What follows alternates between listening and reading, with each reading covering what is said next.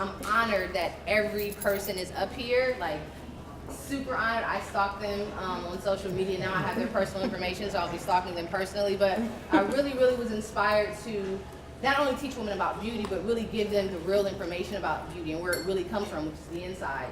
And every single person up here is qualified to speak about it. So this is a blessing for me that you guys are here, and it's a blessing that they are actually here to contribute and share with you guys. So I want everybody to feel very comfortable.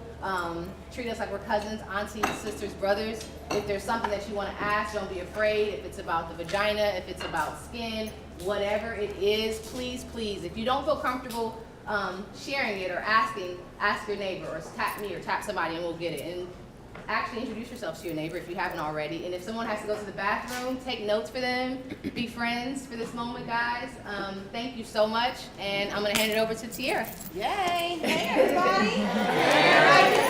Everybody happy Sunday? Yellow sunshine. It don't feel like Seattle and Atlanta anymore. You feel good about that, right? Well, I am Tiara. I am founder of Tiara Goes Green. All of us up here are naturalistas. Anybody know what a naturalista actually is? Yeah. We just practice natural laws. You know, we just kind of listen to the sunshine and the rain and the moon and other algorithms of different parts of nature. So all of us in our different retrospects, we all literally just have that one underlining force, that one underlining guideline, and ideally, in all of the differences, it still comes back to nature. So that's pretty much going to be the focus of everything it is that we pretty much surround ourselves with today. So understand it. We have Yolanda, the owner and operator of the beautiful skin boutique, Iwi Fresh. We have Chef Aki, all things feminine health, all things divinity, alkaline food, celebrity chef. We have Bee. She is the owner, founder, and formulator of the Honey Pot Co., an ultra beautiful feminine wash with all sorts of different feminine products as well. So no more Summer's Eve. If you leave here today and purchase Summer's Eve, I unfollow you. And of course, Malika. Thank Malika in advance just for being able to give us all. So with everybody, and like Malika said earlier, please feel free to ask questions. There's little notepads in front of you. If you're too scared to ask a question, write it down, put it in the middle. Somebody will probably come around, pick it up.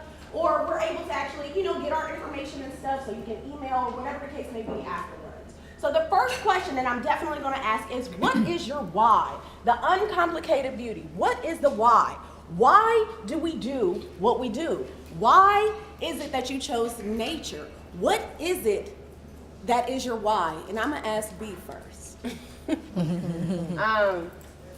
Because that's all we really have, I mean, when you think about our ancestors, they weren't going to the doctor and getting a prescription of Percocet when they were in pain. They were figuring out how to take care of it, how to look after it. And so for me, don't get me wrong. I mean, I think that Eastern medicine and Western medicine need to live together sometimes. If your arm gets cut off, you're not going to put some herbs on it. You're going to go to the doctor. You know what I mean? Definitely. But, but I also feel like you can figure out, even if you're not equipped, you can figure out through research, you can figure out, ways to heal yourself naturally without necessarily having to go the Western medicine route, But yeah, because that's all we have. That's the constant. Definitely. So Chef Aki, help us understand why you chose the path that you chose. What is your why? My why is connected to my family. I was really, really tired of year after year seeing the women in my family struggle with high blood pressure, diabetes, reproductive disorders, cancer, thyroid issues. It was just one thing after another. All the women in my life were always sick. And so at a young age, I decided I didn't want to go out like that. I wanted children. I had so many plans and dreams. And I saw people around me who I loved whose dreams got thwarted because of their health. So for me, I made a choice really early that my why was so that I could try to make sure I healed myself and continue to heal my family and friends and inspire others to do the same. Definitely.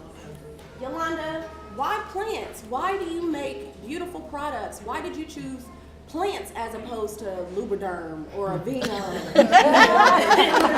Why did you go with nature Opposed to Vaseline. as opposed to Plastic. My grandmother. I always like to tribute to my grandmother. That was where I really understood the power of home remedies. My grandmother was the home remedy queen, and she never believed in buying anything from the store. She always made everything from illness to skincare to everything she made on her own.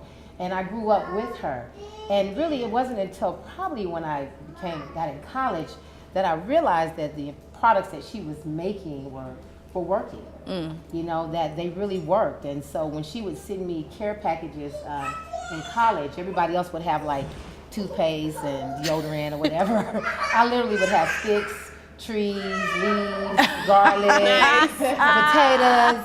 And my grandma would say, take that garlic and put it on the palm of your hand. Take the potato, put it on the bottom of your feet, and let it pull out the mucus and the fling out of your chest. So that's what I contribute everything to. That's my why, is my grandmother's home remedies. Definitely. Okay, so now we understand the why. Yeah, we're getting nature a little bit better. We're understanding why not Tylenol or why not Vaseline. A little bit better. Now I want to understand, and I'm gonna let Chef Aki go ahead and go with this. Why do you think that beauty is an inside job as opposed to the exterior, especially in a world of Instagram models and selfies and filters? Why is beauty an inside job? So this is a pretty layered question, or to me, because I think we're all kind of inundated with an idea of what beauty looks like, whether it's the perfect female form, measurements, skin color, hair, texture, all these things, right? And I've seen a change. For me, I went natural when I was 18. I'm 38 now.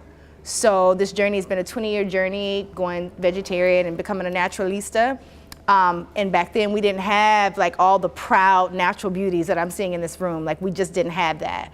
So it was kind of, crazy, But when I see little girls now who are really proud of their natural texture, and it's really becoming almost beyond just a fad, it's just becoming more acceptable as the beauty standard now. I think that, and let me make sure I'm answering her question. I think that women are recognizing that if you're not okay with yourself, it doesn't really matter what you look like on the outside. So what I'm saying is that even though a woman may not feel as beautiful without her wig or without her nails done perfectly or without her makeup or eyebrows on fleek, I'm noticing that women seem to be more interested in making sure that she's okay so that she can do what she needs to do every day, So if that means that she needs to take a moment to just heal herself from the inside, whether it's through detoxification, whether it's through detoxing people in her life, whether it's through, letting the perm go because it's just too darn much to fight the nap, whatever, you know what I mean? So whatever, I'm noticing that, and women are working out and they don't want to fight the perm to work out, right? It's the struggle, right? So I'm noticing that women are saying, you know what? I need to be fit. I need to eat well. I need to feel good in my mind and my body in order for me to actually be well. And then I can be glowed up. Then I can be fleeky, when I need to be, and slap my wig on top of these braids, whatever. I'm just noticing that women are starting to accept that it doesn't matter how you look on the outside if you're feeling horrible about yourself in the inside. So beauty's an inside job because, again, it's like an act of futility. It's futile if you are 400 or 500 pounds and you are working your butt off for a master's degree, you're trying to run a company, you're trying to run a family, but you are sick. Your body is caving in on itself. Everything that you're working for, you're gonna lose. Okay? So I think that, for me, it's common sense, but I think that it's becoming a wider understanding, and I think that's why we're all here today. So beauty is an inside job because it's futile to try to reach whatever dreams that you're trying to reach if you don't take care of yourself first. Definitely. Thank you for that. Definitely. I'm gonna leave this open to all three of you. What steps do you think that one should actually take in order to be beautiful from the inside out? Top three. Obviously eating well, sleeping well, and doing your best to be happy within your core, whether that's spiritually, mentally, physically, you know. But I think those are well, that's like 6, but all that, 3 of those things are one thing. What do you say, Elon? I say, definitely rest. I think that's one that we miss because we're so busy. Everything is so busy. We're so fast-paced. I think rest is very critical for being able to have that inside beauty. And alignment. I think that we are out of alignment. We're not in tune to ourselves. So we get distracted by artificial beauty, things that we've been taught that is beauty. And I think beauty is really alignment, knowing who you are and loving who you are. That's beauty to me. So I would say alignment, rest, and loving yourself. I'm gonna add to that because I agree with the rest and the diet and the knowing yourself. To me, if you see a woman who she's been on her diet, she's resting well, and she knows herself, that beauty just shines off of her. It just radiates, right? So I'm gonna add to that, finding a really good hobby. Yes. And keeping that as a part of your life, no matter how busy everything else gets. If you like to play the flute, play the flute. If you like to paint, paint. Don't forget about the little girl, inside of yourself that needs something to do that brings you joy still. Everything can't just be work, work, work. Your work can bring you joy, but you finding some hobby, balancing that out with something, and great sex. Yes. I know we got some young folks in here, but we grown, and that sex is healthy. Keeps that skin glowing too. So I'm gonna say we can't forget about that. I'm playing the guitar. Yeah. I'm learning taking bass guitar. Yes, you are. But to the young girls in here, great sex, it needs to be responsible. Absolutely. Right? Ashe. So it shouldn't be you just go and just give your body out to anybody. That's a sacred. It's a ritual, honestly. I mean, that's how life gets here. So it should be respected. It should be honored. It's your vagina. It belongs to you. But if you want to have good health, if you want to have stability, if you want to have happiness, if you want to have all those things, that's your root of everything. And so, be responsible with it. Yeah. And I say too, with the sex part, it's also, we talk about toxin free. Sex, you want to be toxin free. Yeah. So you want to make sure what you put in your body literally is toxin free. Exactly. So, know that. Yes. Yeah. Those cookies. Toxin free. No, I did. Yes. No judgment on any of those because we are in a very addictive society. Like these foods and the things that we have in front of us, it is designed for us to be addicted to it. That's why it tastes delicious and it smells delicious and we're compelled. It's like, oh my gosh, I think I want all the Starbursts. And it's just like, 1 or 2. And I don't know why they started like making why they start making the minis, y'all, like the mini minis. Starbursts? Yeah. So you don't think like, I can just have one. And it's like all of them gone. They making the way. The mini Snicker. I'm just talking off of a friend. Right. Not you. Not They had personal. 10 of them. Past the aisle of all the red and pink stuff. 75% off right now. I don't know these things. But just basically seeing how all of those things are. So tell me, B, especially since we're talking about sex and we're on that issue and feminine hygiene, is this a career or is it a calling? What is it that compelled you to, because I didn't know, I didn't know the proper ways. Certain conversations were just not had with my mother. She wasn't prudish or anything. We just didn't talk about which way to wipe and how to open it up and what's this white stuff coming out and what I'm supposed to do with it. We weren't talking about certain things like that. Now, my little fast friends, and I was definitely one of them, we discussed it. But, with the elders and things like that. So with you coming out with your line, what is it that allowed you to choose this? So is it a path? Is it a calling? Or is it a career? Well, Honey Pot is my life's work. You know, I will always be the founder of Honey Pot, and Honey Pot will be a global brand. And I'm working very hard to make that possible. So it's my life work. It means everything to, I mean, I could cry, it means everything to me. You know, but it was definitely a calling because I had you remember back then? I do. Listen, me and Seth go back before like Chef IQ was like, Chef IQ was like being created and molded and writing books, so she knows. But Yes. back in 2012, I suffered with an almost year-long bacterial vaginosis infection. And so, you know, it would go away, it would come back, it would go away, it would come back. It was absolutely terrible.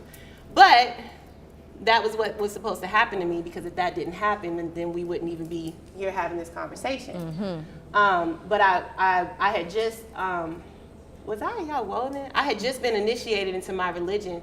And when you do that, you know, your spirit world and your ancestors and that. Did any of y'all see Black Panther? Yes. You saw how when, and this is just an example, it's not exactly what happens, but you saw how they like covered you. This isn't what happened specifically, but how they covered them up with sand and it took them to the spirit world. The way that happened, it wasn't that way, but when you get initiated into this spirituality, it's almost like that just happens with your whole entire life. That's why you have to change wear white and do all this stuff.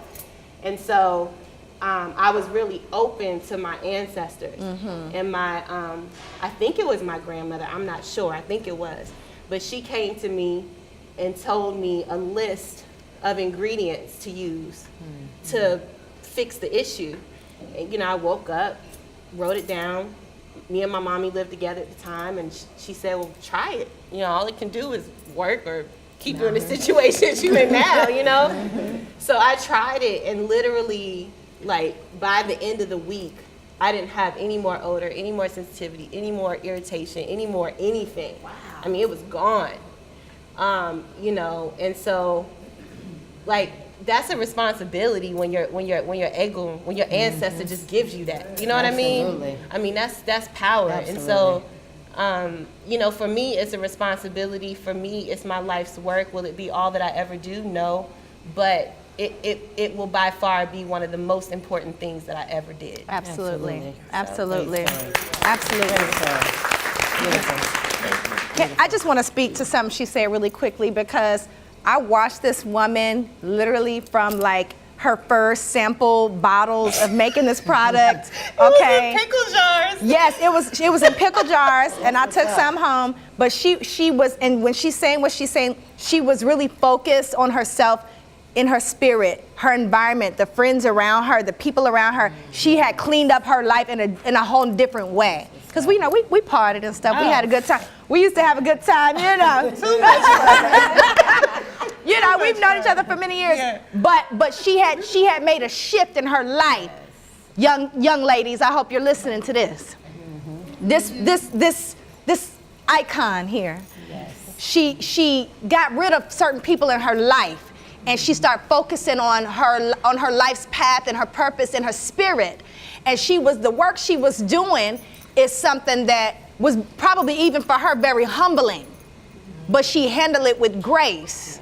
Okay, she was working at a local store, and she was handling what she did with grace. She was studying, and she was very focused, and she was learning and studying how companies were marketing their products. And she put herself in position with people who were doing that. And when she gave me that product, I said, this is a gold mine. And if I had some money, I'd invest right now, because I knew what was going to happen. Because I was shocked that with this climate of uprising of veganism and healthy and natural living, that there was not any natural products on the market for women's vaginas. Yeah, wonderful. Now, why was that? That's crazy. And most of the products were made by men who don't know nothing about no vagina. That's Okay. Right. That's why they are the way they are. So I just wanted to speak to her as a testament. I'm so overwhelmed and proud of her. Now I'm seeing some of the big brands looking at her, and they're switching their whole branding up because they're watching what she's doing. So again, she was focused, she put herself in position, and she executed, and she was in prayer for her life and listening to the spirit of her ancestors, whether it was through her dreams or whether it was through whatever. We get messages and we have to connect. When Yolanda said being in alignment with your spirit and who you are, that's what she meant. So Absolutely. I'm And so that's proud for of you. everybody. Thank you. That's for everybody. Everybody. Yeah. Yes. So the topic is uncomplicated beauty. Thanks, sis. Uncomplicated beauty. Myself and Malika, both from Columbus, Ohio, small towns. We're taught, BB is like the shit. Ooh, excuse me. That's okay. BB is everything. BB is sex in Columbus, Ohio. I'm gonna ask Malika this question. Malika, who told you to cover up for the first time? Where did that come from? Oh, wow. To uncomplicate your beauty, but where did it reside to cover up Explain for the that. very first time? Cover up what? My butt? Cover up anything. Islam. Cover up. I always cover up. I'm like, what part? Cover up. Like, explain that a little more. We had to go into a space to where, to be able to uncomplicate it, first it got complicated. So what was that complication? Was it society? Was it school? Was it some sort of root stem insecurity? Was it I'm too dark? Was it my hair texture, the popcorn kernels on the back of my neck? I'm just talking about my stuff. I mean, It's like you're gonna take. It's gonna take. it's going I think just 5 more minutes. They call that the kitchen. They call that That's so hilarious. That's called the Still kitchen. working in the beauty industry. How do you feel like you could uncomplicate it? I think uncomplicating it is getting in alignment with yourself. And this sounds really funny, but I grew up and I didn't always feel beautiful. I grew up in Ohio. What my standards of beauty were what guys thought was beautiful, which was normally like light skin, long hair, green eyes. Definitely not me. So as I got older, I had to use my personality and my spirit to be accepted. And thank God it worked. So I never got into like, I guess it faded of, oh, you're not pretty enough to, oh my God, I'm cool. Do you know who I am? Because we can like talk about anything and then you'll love me forever. And I realized that that was where the real beauty lies. Once I got into makeup, it was because I didn't find myself beautiful. So when I first got my eyebrows done, I was like, ha, there it goes. There she is. It's Funny, like the difference your eyebrows it was make. like slight. And then I learned about concealer, and then I learned about eyelashes, and it was like, I'm unstoppable now. But That's hilarious. working with actors and celebrities, I watched them transform before a film. Every time we film, everybody's like, okay, for the next 14 days or a month, we are literally going to eat greens and drink water and green juice. And I thought it was absurd. I thought it was insane. And then working with them so closely, after like day 4, I was like, oh my God, what are you doing again? commitment. So it's a commitment and discipline. And then I had family members, I was like, well, I want to look like so-and-so. And I'm like, well, so-and-so drinks a gallon of water. Are you committed or no? So-and-so drinks green juice. Do you want to try it or no? So I guess that's what kind of got me started. But now that I'm in it, like you said, it's more so learning about what to put in your body to avoid the dark circles, to avoid the inflammation. And even with the vagina, I had a rash and was literally going through every type of detergent you can think of because I thought it was my detergent. The rash was because of my pH. My pH was off. So I had this horrible rash that I was putting off on everything else. So I'm learning to uncomplicate my beauty, guys. I'm like 80-20. They're all like 100%. No. I'm still in my struggle. Girl, I got a sew-in on right now, honey. I'm not, listen. We are all 100%. You don't have to It's be a job. perfect. It's Just a because job. you natural don't mean Yeah. you can't sew some hair in or do whatever you need to do. You know, I mean, shit, we're black. We have the power. We can do whatever we want. Yeah. So I've been learning to really uncomplicate it with food. And I've had family members that have been affected with fibroids, cancer, you name it. And it just sucks. So my whole goal was like, if I can figure out how to really uncomplicate beauty with food, then it's magic. Right. It is. No It doubt. is. Awesome. It's crazy because it's so simple, right? Super simple. Who was it? Grandmother. Grandma, because my grandmother had that velvet skin. I mean, it was like velvet. And when I created my first product, which is 14 Karat Glow, some of y'all use it here. Love it. That's what I was thinking of when I created 14 Karat Glow. I was thinking of that velvet glow to be able to have the glow. And so the ingredients and making and juicing fresh carrots is really getting grandmother's skin. You know, so I call it grandmother skin because she had the most beautiful skin and never used any of that stuff that was on the market. Right. She used really like aloe and lemon and baking soda and Wow. apple cider vinegar, just different type of things that they don't sell on the counter anymore for Right. beauty. Yes. Aki, what are some of the illnesses and diseases that are related to food? So I'm going to answer that question and say all diseases are related to food. To me, that's almost like saying, you know, you got a vehicle that you put water in every day and you expect it to run. And so I think it's interesting when I hear people say diet-related diseases, you know, or non-diet related diseases, because the way that the body responds to anything that you put in your body is a telltale sign of whether or not you're putting the right thing in your body. Right. At the end of the day, you know, you won't end up with cancer, fibroids, MS, high blood pressure. All these things are disease related. Food related. People will tell you that it's in your genes. Maybe your mother passed it on to you, maybe your grandmother, but you know, I like to say it ain't no more in your genes than Doritos. Wow. Ain't no more in your genes than a bowl of ice cream. Because if your grandmother ate what her mother ate, her grandmother ate, and her grandmother ate, and they pass it all down to you, then of course they're passing disease down to you. They're passing the same foods down to you as well. And what we have to also remember, because I hear a lot of people say, my grandmother, you know, ate chitlins all her life, and she lived to be 120 years old, you know. And that may be true, but you know, also we have to be very, very careful because it's 2018, and you know, your grandma's pig ain't this pig. This a whole nother kind of pig. So we have to, you know, the methods and the chemicals and the things that they're doing to keep this industry pumping this way. There's no way that you can go up the street and every 2 seconds you can walk into a chicken shop and that's okay. All over the country, in every single city, everywhere you go, you can get a chicken wing every 1 mile, you know. So something is sinister here. It's impossible for nature to operate this way. It's impossible.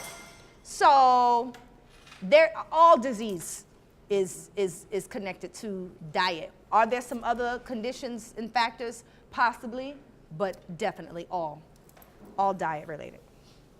Understand what diet is. One thing that I hear all the time, just talking to people on a regular basis, it's like, oh, I don't eat that bad. What exactly is that bad? What exactly is, you know, like, oh, I only eat chicken and fish.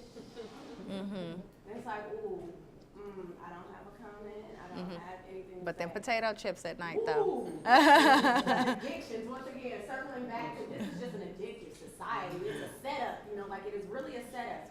So just navigating through life, what are some simple steps that one can actually take just to live a healthier life and just to be and make more conscious decisions with just going down the street, ran out of time, you ran over, now you're kind of in a bind, and I don't know what to do because French fries is a vegetable. That's right. Or Zaxby's got salad. That's right. That's right. Or, you know, one sweet tea ain't gonna hurt.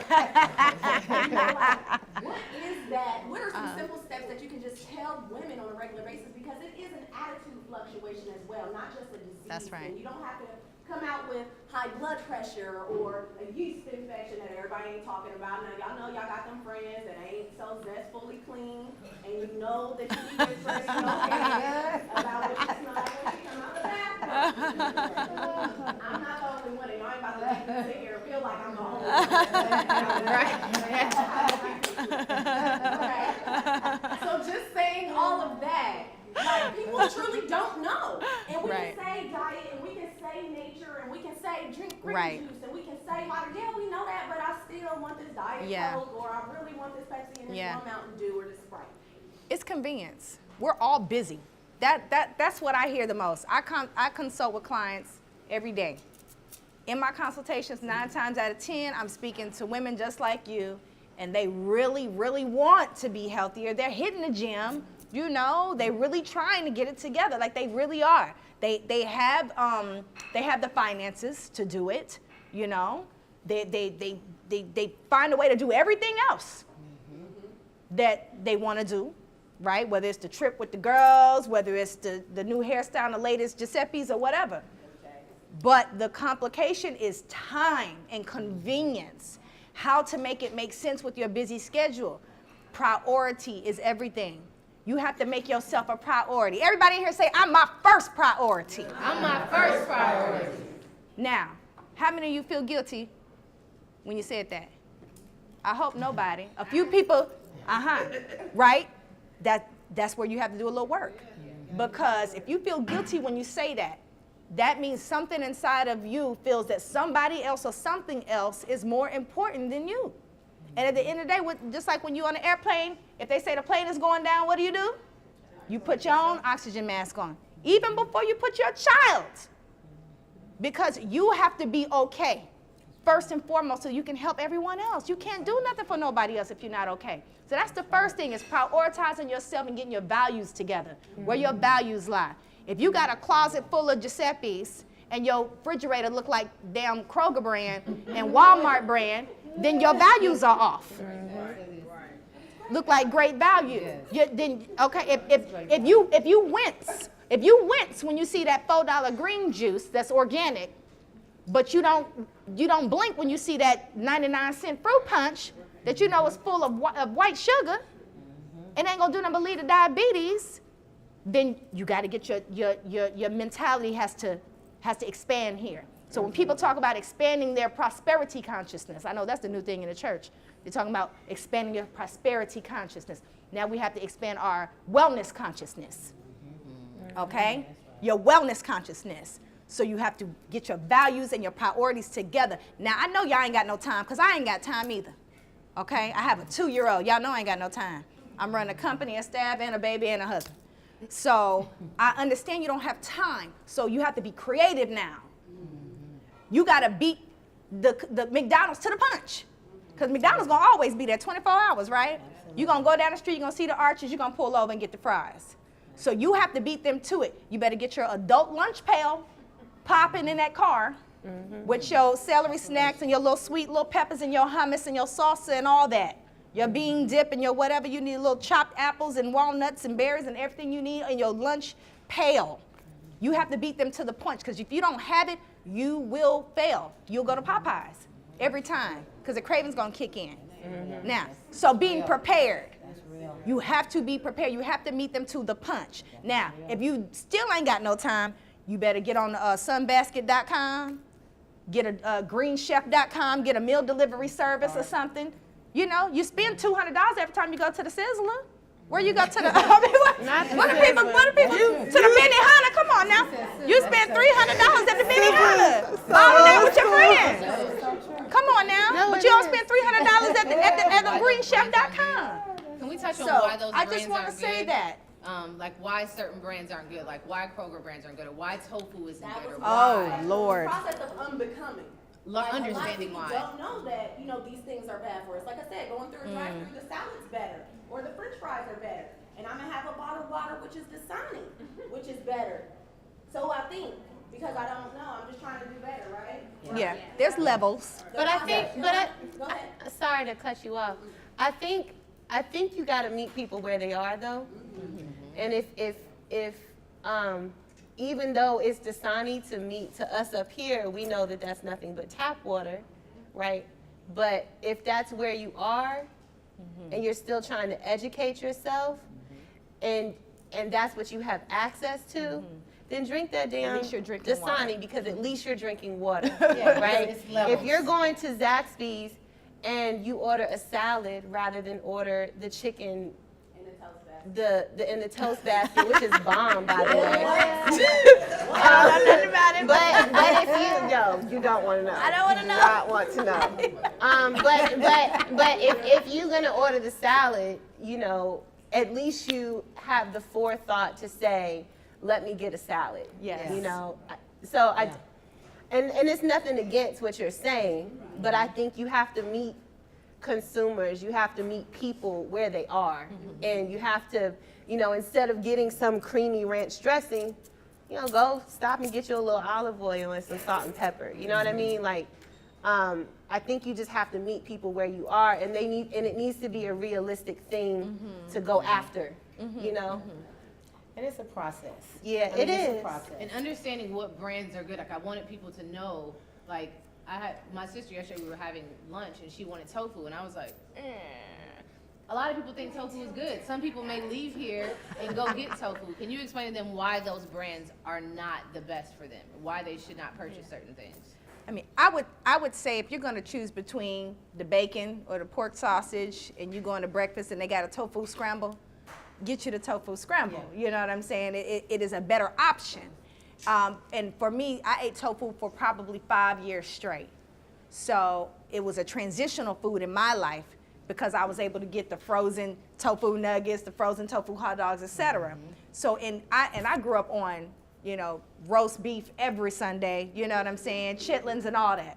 So I grew up eating everything. So when T said no judgment here, this is a sacred space of no judgment. Because everybody up here loves the smell of bacon. It's not, Listen. you know, you can be vegan all day. So it ain't about, it's not about judgment, but it is levels to it. Like Yolanda said, there's it's a levels and it process. takes time. It took me 4 years Yeah. to make a full transition. So the bean burrito at Taco Bell, I was there. I was like, well, at least it's a bean burrito. You know, I was Yes. the veggie burger at Burger Right. King. Like I was working to get to that place. So, but tofu particularly is not, tofu is not a health food.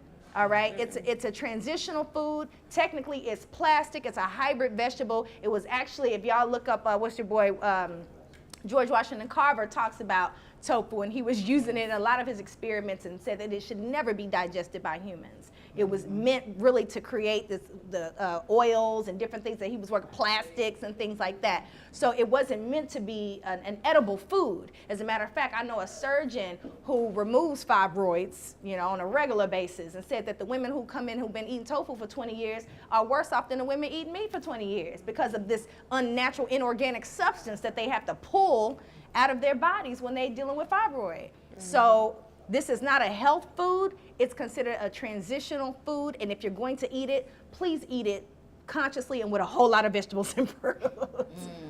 And also, too, you know, I think you need to surround yourself around people that are like-minded, who are striving to be more healthier. Because, you know, I know for me, like when you're trying to eat healthier and your sister, your cousin over here, and you say you want to eat healthy, they get mad. You know, you have people in your family that actually gets mad because you want to be healthier. You know, get an attitude. Yep. Oh, she vegan. Yeah, Oh, they take it She personal. don't eat this. You know, so I think that it's really important too that you surround yourself, have a buddy, you know, surround yourself around people who are trying to eat healthier. Because it is very discouraging when you're trying to trying to eat healthy, and then you have friends who don't eat healthy and get an attitude because you want to eat healthy. So I think it's really important that you surround yourself around people who want to eat healthier. And the other thing is reading the labels, reading the ingredients. I think one thing that I have learned, even with skincare, which is very compatible to food, is that we don't read the labels. We look at the front cover, and we look at the marketing, look at the commercial. We look at this one ingredient that it may say. It says natural. And it says natural. It says healthy. It looks good. It's green. They may even have an aloe leaf on it or something. But we never turn it around and read the ingredients. Yeah, same thing with You know? skincare products. Same with skincare products. Same with food products. We never read the ingredients. And we have the phone in front of us. We can Google at any point. Right. So when I have my workshops, I always tell my students, Google. You're always Googling everything else. Google what that ingredient is. Just Google it. And you'll find out that it comes from all type of pigs and plastics and all kind of stuff. I mean, but animal poops and just all type of things that Beaver we butts. are putting in our bodies and we're putting on top of our bodies. So one, I say surround yourself around positive people who are trying to be healthy too. And read. Just read. Because that's one thing that I'm learning, that we as a race, as a culture, we don't read. Whatever they tell us, that's just what we go with. And I always say, challenge yourself to read. And we have Google. So with that, what are some actual books or speakers that we can actually Google or research or go out and purchase or Amazon deliver now that has been most influential on everybody's journey? For me, one book that changed my entire life was called By Any Means Necessary. It just made everything make sense. It was like, see, I was already feeling a type of way, but now I behind what I was already feeling. And then it also spoke to me in a black perspective because I'm a sister girl type person. Like, you gotta talk to me like a real human, like some cuss words, a lot of profanity. I'm that person. Like, Yeah. look, don't give me all these sloppy words. Don't go on my head, you're gonna lose me on chapter one. Right. And I love reading. So what are some things that, you know, people can actually use that they can actually take notes on that were most influential on your journeys? For me on skincare, there's a website called Skin Deep. Mm-hmm. And I like made my Skin products Deep on because you can go there and you can put in whatever product that you have and put in there, and it will let you know, give you a rating on how toxin it is for your skin. And you can find out different ingredients that are bad for the skin. So, because one of the things that, there was a product that one of my clients was using, and she was saying she had eczema because she was flaking up. And I told her to go to Skin Deep, and she came back and she said, you know, Miss Yolanda, the product that I'm using, and she circled all the ingredients, and she had a bottle of Drano with her. Y'all know Drano? You put in your Same your ingredients. sink and it clogs out. She had Drano and she had her product, and she circled both. And everything that was in Drano was in her skincare product. Exact same thing. And she was thinking she had eczema because she was using this Drano product. She was really technically putting Drano on her skin. And when she stopped using it, she used aloe and just started using some real natural products, and it went away. And so you'll be surprised of what is in those skincare products that we are using for our car, for plumbing, antifreeze, Lighter fluid. embalming fluid, all of that is the same exact ingredients that are in the skincare products. So Skin Deep is a resource that I like to use because it will allow you to go in, like you said, her products are on there. You can see what products are healthy, what are not, what are toxin. So that's a resource. As far as food go, there's this, I think it's called Living Life on the Wild Side. And then, Steph, what was the name of your first book? Why can't I remember it? Electric. Electric, yeah. So hers as far as like the alkaline foods, right? But Living Life on the Wild Side was a really dope book because it like got into like why you should eat purple foods and like, you know, all the, what I forget what the chemicals are, but like why you should eat foods that have really deep colors. And it was actually an audio book. I really like audiobooks just because I'm moving around a lot. But that was a good one. Electric was a good one. EWG, my products aren't on EWG yet. Okay. But That's a good site. but I actually created, like, once I got into like really formulating my products, anytime I formulate anything, I'm formulating it based off of Skin Deep. Like even with my manufacturers that make my products, I tell them if it's over a 2, it can't even be in it. Yes, Skin Deep Wow. is Yeah. it's really a good Yeah. site. What would you say? Influencers or books? Influencers, resources. A major influencer for me has been, I mean, I'd be You've remiss worked to- with so many I- greats. I- sister. yeah, You know, y'all already know, amazing. Dr. Sabi. You gotta stay up. Yeah, Yes. Dr. Sabi, if you're not familiar with him, especially my young ladies back here in the corner, because I know y'all probably not familiar with Sabi, but his name is spelled S-E-B-I, and Sabi was a black man from Honduras, and he changed my life. And a lot of people's lives, because he was known for curing every disease that ever existed. And he actually went to the Supreme Court back in 1989 and won his court case against the Supreme Court, proving that he cured AIDS, cancer, herpes, sickle cell anemia, diabetes, you name it. He won his court case in the Supreme Court, and we're fighting right now to get his Wikipedia page corrected because they have lied about the truth of what he was able to do, saying that he suspected that he, cured AIDS or whatever, but no, he actually won his court case in 1989. And he brought 76 patients with their before and after test results. So Dr. Sabi, you can find him all over YouTube.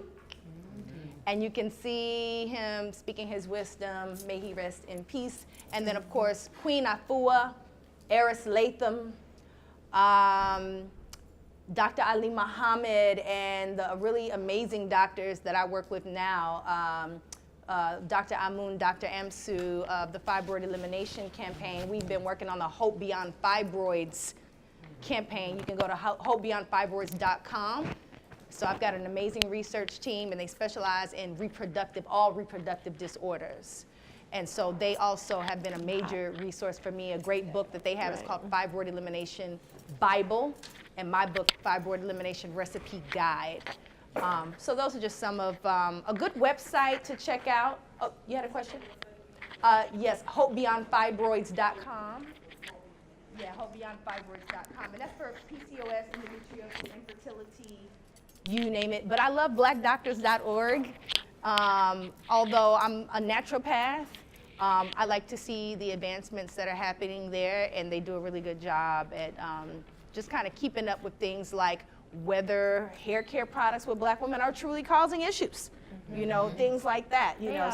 So yeah, I like to follow them as well. Definitely. One major thing that I definitely want to say, just when it comes down to any type of lifestyle shift that we all are trying to do, because all of us are all uniquely intertwined with each other. Malika and I are from the same hometown. I'm a retired makeup artist. She's still in the film and makeup industry. I left that, went on to a naturopath. Aki, I saw her walking down the street and was just like, yo, I want to be her friend. Yeah. And other mutual friends was like, yo, there's this girl named Aki, y'all need to be friends. And I saw her walking down the street and was just like, oh my God, there's the girl that I'm supposed to be friends with. Hey, you want to be friends with me? Right. You had no idea that she was, you know, this person. But that energetic connection definitely matters. My influence rubbed off on Malika. Malika's calling like, yo, I know we ain't spoken like 5 years, but hey, I'm proud of you.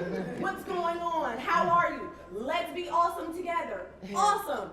She takes me to her shop, because now we're friends because she couldn't go out down the street without me anymore. And then brings me to Yolanda. Yolanda, I'm sitting on the Genius panel. Yolanda comes walking in, pitching business ideas, and it's just like, I already know you, girl, we're about to get up in this thing. I'm saying all of that, and then here comes B. I'm sitting on her couch once more, and B comes in, hey, I'm B, and this is before Honey Pop was like this huge major thing. She's like, yeah, I'm working on this feminine thing. I'm like, a coochie wash girl, I'll use Dove Unscented Sensitive Skin because I'm sensitive, and there's no way that I'm about to switch over because I don't want to walk around smelling like Purina Puppy Chow. Not Purina Puppy Chow. Purina Puppy Chow. Smelling like that, and I'm scared. She is so stupid. You know, like, She is so stupid. so all of that, just all of that to basically say, like, environment is truly everything. Yeah. And you have to embed yourself and surround yourself with people who are moving in the direction to where you want to. In order for you to get to where you're trying to go, you have to flourish with already flourishing buds. Wherever they are flourishing in, that is one of the most important parts. Yes. One of the major things with coming into this lifestyle transition was the process of unbecoming. You know, like, I was so scared to let go of my hood rat friends. I mean, they still there. Yes. But we can't be friends. You know, Yes. like, I can't come and kick it with you because I'm in a whole other tax bracket now. You know, like, you know, it's okay. You know, like, I want to eat the vegetables and not be at Ruby Tuesdays every Thursday. Like, you know, maybe every now and then, girl, you know, we can go and dip off, but not all the time. What has been some of the primitive things with the processes of unbecoming? You know, like, you had to, because I know it's a planting, and then the seed, and then the flourishing. Like, what are some, just in a nutshell, things that people can actually do as that process of unbecoming, especially just being strong? And because you lose a lot. You lose a lot of weight, and you lose a lot of people. There is no ifs, ands, buts about that, because that's just the way that growth works. You know, like, you lose your edges because you messed up somewhere. You know, we all have. They kind of melted off from time to time. Not melted off. Process of unbecoming. Well, first and foremost, you are who you hang around. So if you surround yourself with people that don't care about their life, that don't have any goals, that don't have any ambitions, that, you know, with all that being said, then that's where your life is headed. So you are who you hang around, just in the way that you are what you eat, that you are, you are that. And so, I think you really have to pay attention to, you need to pay attention to that. You need to pay attention to what your goals and aspirations are. And if the people around you are not as smart or smarter than you, you need new friends. And then my best friend and business partner, Simon Gray, I didn't realize I was doing it, but he told me, we were just having a conversation. He was saying how you can really only have 3 priorities, right? You got your family, which has got to be a priority. You have, your friends kind of fit in that. You have, whatever your 3 priorities are. For me, my priorities is how I take care of myself, right, inside and out, whether it's eating and skincare, my family, and my religion, and my business. Outside of that, I don't have time for anything else. You know what I mean? I need to do better about my hobby, but for me, that's my, hey, there you go, there you go. Hi, bro. Hi, Simon. So for me, that's how I balance my life. Me and Sep go way back. You know what I mean? But if we talk every 6 months, it's a good time. You know what I mean? But when we talk, it's like we talk. You know what I mean? Because we don't have time to deviate from what is most important. And so. Malika, your process. I'm still in it. So it's having honest conversations with myself about what I want. And my prayer has been that my discipline matches my desire. My desire is to be healthy. My desire is to be happy. And the thing that gets in between that is eating bad when I don't feel well, when I'm sick, when I have family members that are sick. So I'm uncomplicating the process every day, one plate at a time, one conversation at a time. Just this, hearing you guys talk even more, I literally stalk their pages. And YouTube, I YouTube Aki all the time. It's like she's in my head because I need to hear it every day. And that's how I function. I just put it on when I'm driving, I listen to her. And it's so funny, even when I talk to her, sometimes I kind of try to look down because I'm like, I don't want to look at her because then she's gonna stop. No, let me tell you why. Because there's something she says, and I know it's true, and I'll be like, damn. It's almost like seeing your pastor or someone. You're like, you got Snickers behind your back. It's like talking to her. You're like, I know that you know that I just had Snickers, but no, it's seriously, it's one day at a time. That's how I do it. One day at a time, one conversation at a time, and just really being honest with myself. It's so easy to say, oh, it's fine. My grandma had this, or it's okay. I just had this one little thing, and it's like, no, it's not, guys, because we only have one life. You only have one vagina. You only have, this is it. There's nothing else after this that I know of. If y'all know something else, let me know. Maybe the next life, but yeah, that's it. Still different. Honest conversations. The environment is truly everything. Aki, the environment. Me and her talk just about every day. FaceTime, pop up.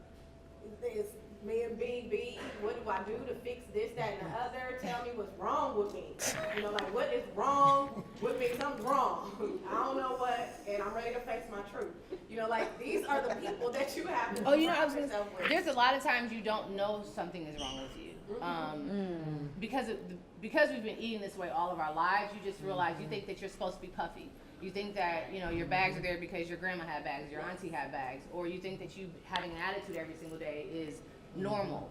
It's not normal. Can you guys speak to how you know you're off? I knew I had a detox because I would snap at people. I would get angry. You could say, Malika, the sun is blue, and I'm like, no, it's yellow. Anything you said to me, I was snappy about it. And someone was like, you should probably detox. Because everybody just needs to calm down. You just should calm down. And that's something that a lot of us go through, and it's not just PMS. You know what I mean? It's not just hormonal. We really should cleanse. So can you guys speak to very things that I know very important. What is a good cleanse? What is a good cleanse? Why detox? Why not flat tummy tea? Why not? Why not? Just a quick little 3-day situation. What would you say? Back to what Malik was saying, not knowing that you may be sick. I think you have to be in tune to your body, and for me, is meditation. Just quieting yourself. I think you gotta really tap into yourself. You gotta get connected to yourself. And for me, it's meditation. It's really finding that quiet time to really be in tune with your body, because like you said, a lot of times you may not know that you're sick because you're not in tune. So if you're not connected with your inner soul and really know who you really are and really know what, when you feel good or when you're not, it feel good, and then know what your feel goods are. For me, I always try to recognize what makes me feel good.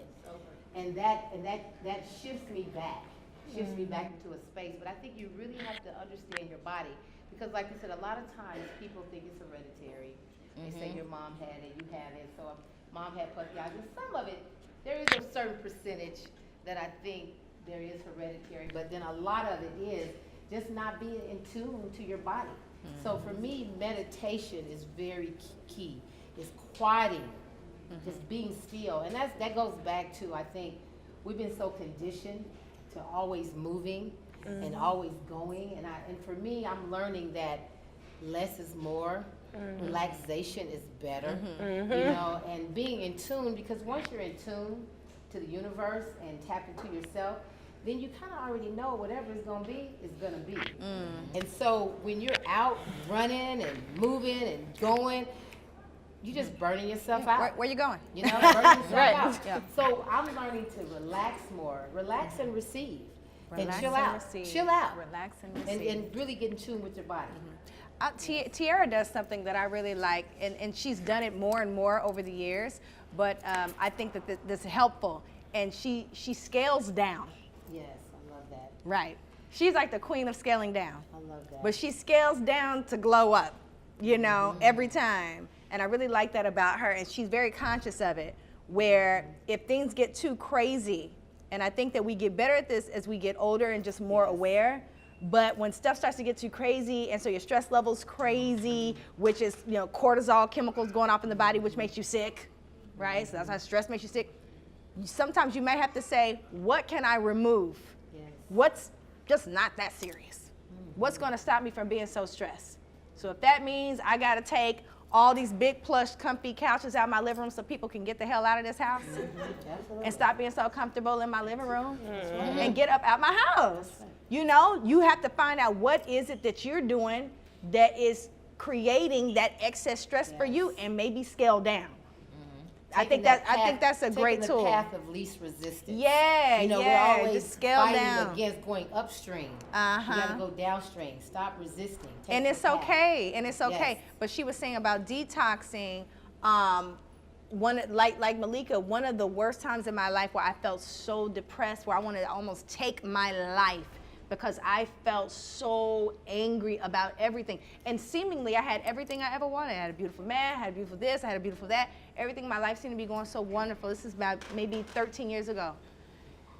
I felt suicidal because I was so stressed and angry. I put so much pressure on myself to be perfect. And a sister told me juice fast. And I must have cussed her a new phone. Like, I was like, don't juice fast. I need solutions. Everybody need no juice. You know, I thought that was crazy. But I remember when my grandmother used to fast and pray. That's right. And whenever she would go through a hardship or she would lose a loved one, my grandmother would fast. And I was like, well, grandmother, why do you do that? She was like, well, sometimes when you stop eating, then you can you can listen to God more clearly. Still. And I'm gonna tell y'all, after that the first 2 days I thought I was gonna kill somebody. But after that third day that I fasted on just juices, something happened. And if you've done it, you know what I'm talking about. That after that third, fourth day, something kicks in. And now your body is not using all the energy to continue digesting food, especially food that's bad. That takes forever to digest. And so your body's using all the energy, where it could be using your energy of your spirit so that you could be more in tune and be more clear in your mind. Chemicals are messing with your mind. Parasites are messing with your brain. There are parasites that live in your brain. Did y'all know that? That eat your brain. They're called prions. They eat brain matter, tissue. So there are foods that really will mess with your head and have you thinking that you crazy and PMS and doing all this crazy stuff, making you sad, gluten, right? But when you fast from all that, your mind will get clear, your spirit will get clear. So detoxification is a major part of not just your lifestyle and your health, but your sanity. Understanding what a detox is, how you could possibly detox, and literally one of the easiest things that you can do. Eat a rainbow. Like, It doesn't have to be complicated. Uncomplicate your beauty. Eat a rainbow, red, green, yellow, orange, blue, brown, purple, black. Everybody thinks that you take away meat and dairy. Oh my God, what am I gonna eat? Ain't no food. They out here eating rabbit food. They want me to eat seeds and bird food. That's just not true. And let's just stop being complicated because pH balances is like popping over here. And you know, and boo every day. So you might want to listen. You guys might want to take some things because we're only here to help the same way that nature is here to help. Constipation If ain't you are cute. constipated, That's not okay. shit stuck. Okay? Yeah. It's stuck. Like, why is it stuck inside of you? You put it in there. No How did it good. get stuck? You got to get it unstuck. So just something that simple to uncomplicate the beauty. That ain't a breakout, boo. That's boo boo. Yeah. That's boo boo. Yes. Yeah. It's Very boo-boo. true. On the face. Boo-boo. That's Because true. You don't go and boo boo on a regular basis and you think that it's normal. Right. You know what I'm saying? Definitely That not. makes perfect sense. Definitely not. So when you're trying to uncomplicate your beauty, literally understanding what nature is truly is and how fruitful nature is, all it does is grow. And all it does is multiply. Nature is not set up to harm you. I know people walking around with painful periods and all sorts of things thinking that those complications are normal. That's right. Those are not normal. We're not supposed to be hemorrhaging. Just not. That's not normal. Should only be a couple days, actually. Right, Only a be a couple couple of days. days. Mine is 24 hours in and out. Like it don't come to play no games. It ain't setting me up. It's not making it complicated. But this is literally like a 10-year lifestyle commitment. Okay. Oh, I used to have a 7-day cycle. Me too. I'm down to As a 3. teenager, I 3, did. and then 2 like Yeah. Your period should not last a full 8, 7, 10 days. Should not have a cycle That's of 7 not days, guys. no not normal. That's not normal. Don't No. feel bad if you do though, because I have. No. The better you eat, the shorter and shorter your cycle will be. and the better everything And the flows. clearer your skin will be. It's a flow. Everything is a flow. Your hydration, your skin, Yes. your pH balance, no eczema, your brain Yes. clarity, anything that you could possibly think of, it's all running off of the same system. So when you get out of the way of thinking like, well, this is the way that I was raised and this is the way, and okay, keep getting in your own way. Because nature's only coming and smacking you in the jugular every single time. So when you get out of that way of, once again, just aligning with nature, and you don't have to do anything extreme or anything like that, but cancer's real extreme, y'all. Yeah, cancer is Diabetes extreme. really, really inconvenient. Yes, it is. It's really inconvenient. You might just want to go ahead and pay $2 more for that sauce. You know, Yes. you might want to go ahead and just upgrade certain things that you can do, once again, to uncomplicate things. So just wrapping up, Malika, what is it that you could possibly say what would be your best advice to actually give to someone, just to one thing to navigate to a better way of living? Water. Okay, B, clean skincare. clean skincare. Aki? Your support system, being around people who want to be healthy too. Yolanda. Alignment. Self-alignment. Nobody's going to save us in this situation. Y'all understand what I'm saying? Because can we make some movements in the direction of making some of these major stores more responsible or to come and be in our communities? Of course we can make some strides in that direction, but to me, that's not a real solution. Okay, because I feel like we have to make ourselves responsible once again for our food supply. So what my agenda is to make sure that, one, people know how to prepare these foods. So whether it's Electric Foods 101 for kids, whether it's Electric Foods 101 for adults, I do classes every 3 months in Atlanta, and I travel and do classes as well, so you can learn how to prepare these foods in ways that are attractive and tasty to you. But also making sure that people get with their local gardeners and start to learn how to garden. So there's programs here in Atlanta for kids to learn how to garden. There's actually several urban organic farms here in Atlanta where a lot of kids are going out there learning so they can appreciate where food really comes from. Because like you said, they don't like it, they don't know what it is, they don't know where it comes from. They actually don't even know how real fruits and vegetables taste, because what comes off the Walmart shelves, a lot of times, it don't even taste good. You know, these tomatoes don't taste like my granny's tomatoes, Grapes taste like right? candy. It's right, and right. And a lot of these foods that they eating Cheetos and soda pop before they go to school in the morning. Okay. That's contributing to everything. It's contributing to the ADHD. It's creating it. So I understand what you're saying. I deal with a lot of parents who they're giving the kids a medication because they just want them to be calm, but they can't convince the kids to eat better or whatnot. So I'm also helping parents to. I have a book coming out for parents also for food for kids, for toddlers, for pregnant mothers, and all that. It's going to encompass all that. But education is key, and sometimes you got to learn women, mothers, even husbands. We got to get back in the kitchen because those babies are your responsibility at the end of the day. You got to feed them. So whether that means that you get with your local farmers and gardeners so y'all can have fresh fruits and vegetables, or if that means that you got to learn how to get that food processed in that blender and blend those greens up and hide it in those muffins.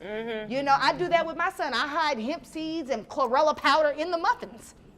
Because he going to get it in sea moss in the muffins. He going to get it in some way. You can even make brownies with Yeah. So we we have Aunt Jemima and who's the other brands out there? Stovetop is not your child's parent.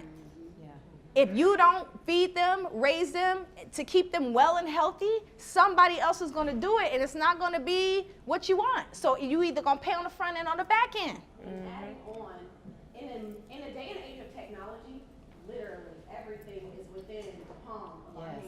Right there. When I tell you this right here alone, you can be wherever. I can be standing right here, hit something with my thumbs, and there's going to be a little man that runs up to me and says, "Here you go, Miss Morales." Amazon.com, Vitacost.com, Instagram, Instacart.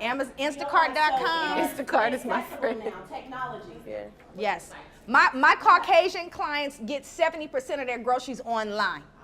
Be clear. You got Instacart. Be clear.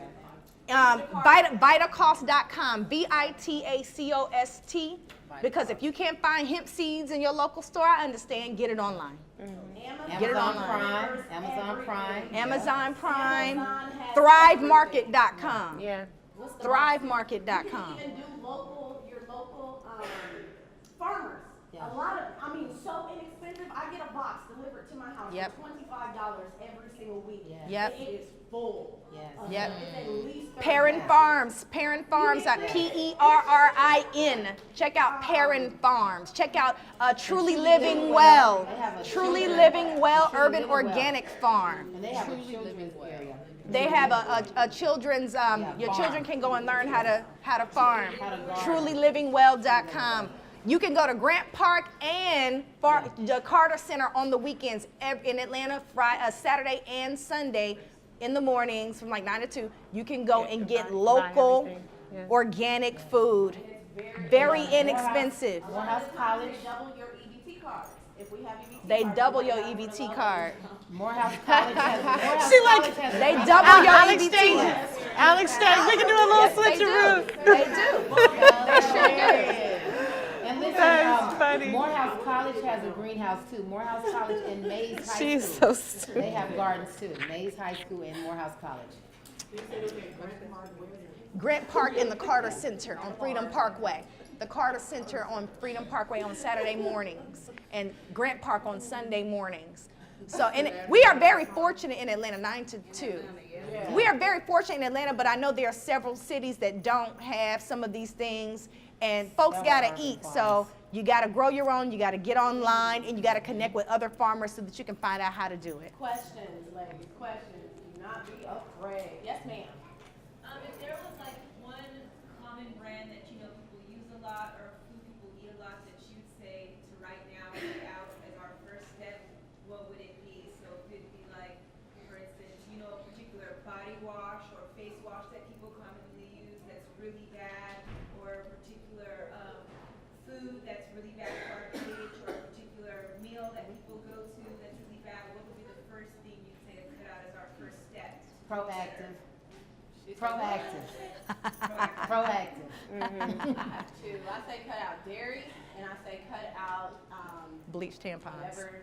Bleach yeah, tampons. Whatever What you are use bleach it, tampons? Because I don't. Yeah, like whatever you Well, use in your female area, switch it all over to her stuff. Like, What happens is when you talk about bleach tampons and bleach pads. If you're buying conventional menstrual products, it's toxic, like out the gate. They clean the cotton with chlorine bleach, which you don't have to do. There's natural chemicals that you can use, like peroxide and things of that nature, that can actually bleach the cotton. But they bleach the cotton. Within that bath, there's dioxins, there's furans, there's artificial fragrances, there's artificial dyes. And none of these things are done on accident, right? Because your vagina is a mucous membrane, right? Your eyes are a mucous membrane, your mouth is a mucous membrane. Anything that you put there is just gonna multiply by 1 billion, right? And so a misconception, one of the misconceptions around menstrual care, where do you all leave your pads and tampons when you're done with them? Where do you leave them at? Under the sink. You leave them under the sink? That's the worst possible place to put your pads and tampons. And the reason for that is because the bathroom is a moist place. Yeah. So even though your cotton feels dry, all those chemicals activate constantly, right? And then that's not even counting the bacteria that you can't see, right? That the little microscopic, super microscopic little chemicals and bacteria that live in that cotton, it activates them. And so that's another reason why women are suffering with fibroids, why ovarian cancer is so big. Because you're constantly introducing these bacteria and these really super duper toxic chemicals to your probably to your mucous membrane. Yeah. It would be like going and drinking Clorox bleach. Or you may as well just go and get yourself a bottle of furans and dioxide and acetone, and you may as well just eat it, because anything you put down there, you're eating. Yes. Your skin is an organ. That's right. So and it's the organ that's exposed to everything. It's something that's overlooked. And So multiplies. skincare, me and Yolanda feel really passionate about that. yes. Even eating well is absolutely paramount, but what you put on your skin is even more paramount, because at least when you eat it, it goes to your liver, it goes to your kidneys, it has a filtration system. With your skin, there's no filtration system. It goes It's going straight to to the your bloodstream. bloodstream. Straight to the That's why bloodstream. you have little girls that are soaking tampons in alcohol and putting them in them, because they don't want their parents to know that they've been drinking. But it'll literally make you drunk. Yeah. Because it goes straight to the Goes bloodstream. straight to your bloodstream. Straight. And it doesn't stop it. I mean, seriously, straight to it. So Which links to your organs. which leaks to your organs, because your blood goes everywhere. So it's Yeah. really, really important. Skincare is one of the most important things that you can do. And the other thing too is, I like to say, the myth on Vaseline, which Oh, is, Vaseline. which is Yes, I was mineral hoping y'all talked oil, about that. Which and is I say plastic. that because Petroleum. it's so classic. No, plastic. Well, and it's Yeah, plastic and classic. Yes. Because we all grew up with Vaseline. What's bad about Vaseline? Well, it's a byproduct of gasoline. So it's a byproduct of gasoline. It comes from gas, and it's mineral oil. And the reason why they use it because it's cheap, and they have a lot. It's plentiful and it's cheap. So it's easy to make. It's easy to pad into like products, into makeup, into everything can be padded with mineral oil. And now they're sending it over to Africa. Yeah, it's everywhere, and they send it over to Africa. It's really bad, and it clogs the pores, and it's toxic because it's like gasoline, and so it goes into it goes in the body, and it really doesn't even serve a purpose, because one, it doesn't do anything. It doesn't fully It absorb. doesn't add moisture to the body. It doesn't penetrate. The toxins are just going into the bloodstream, which causes so many other type of side effects. Which is you name it. how you stay sick. Yeah. While you're talking about Vaseline, I was recently, what are your thoughts on like deodorants? I've heard a lot of recent things about Good question. deodorants and just changing over. Had some friends that kind of switch over from our traditional Yes. secret swab degrees. Deodorant is another one. I mean, Very if important. you read the ingredients, turn it around, and you will see formaldehyde, you will see glycolic, you will see all of aluminum, you will see all these different ingredients that are not meant for the skin. Yeah. Therefore, cleaning your car, battery, antifreeze, Drano, Yeah. cleaning the cement. I want to say something about You that know? deodorant real quick, y'all. your underarm pit, much like your vagina, it's warm, right? The pores are open, right? So it's drinking whatever you're putting under there.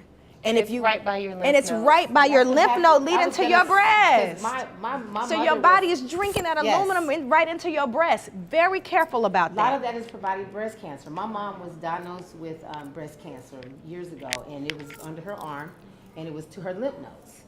And I started doing some research on it. And it was all the ingredients that they said that adding up to her lymph nodes swelling up was coming from her deodorant. Yeah. So it was deodorant that she was using, which was causing it to clog up her pores, which went into her lymph nodes. Yeah. What are two natural deodorants that? Hyper Y is everything. Hyper-Y is Hyper-Y. Hyper-Y is very very How do you spell it? expensive. Yeah, it is. Hyper-Y is nice. P-I-P-E-R.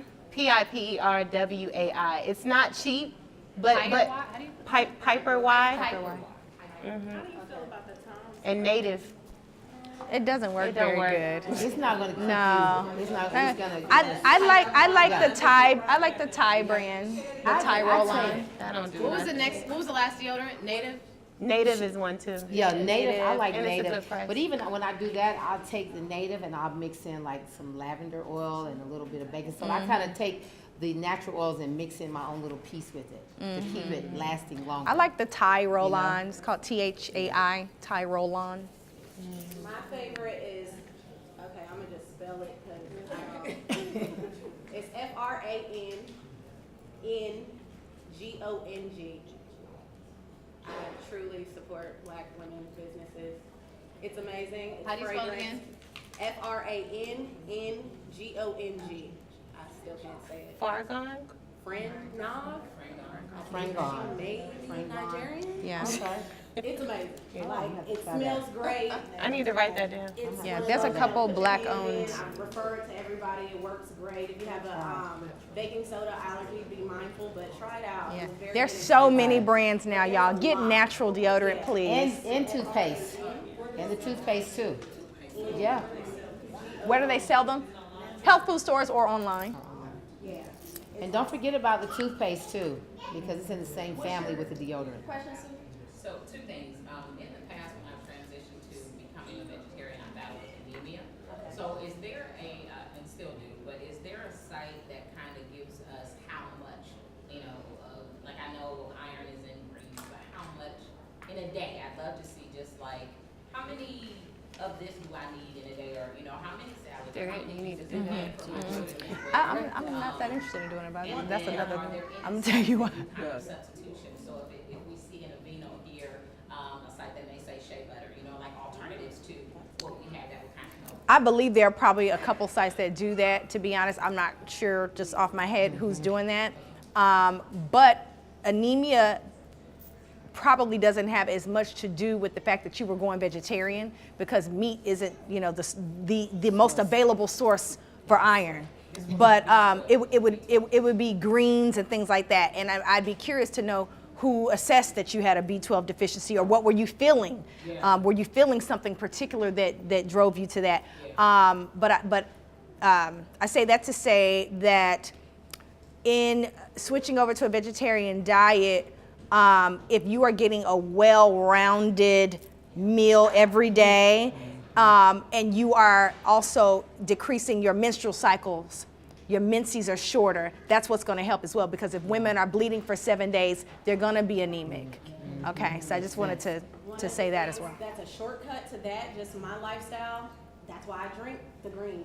It's 10 times easier to just juice a whole 5 Yep. pounds of spinach, throw some apple Yeah. in there, whatever. And it's easier to just Yes. drink. Like, it's 32 ounces, if even that much, Yeah. and you just drink it. And then that. You'll never have to worry I've been about living the this lifestyle iron. 10 years, no problems. Green juice is very Green important. juice She has a every day. question. Oh, sorry. So I actually have a few. The first was the process of transitioning. I've never done anything over 30 days as far as eating right and doing well. But not only that it was costly and timely, that wasn't my issue. Bringing everyone else on board was the dilemma. In your household? In my household. And my kids they're sponges. So whatever I do, they'll do.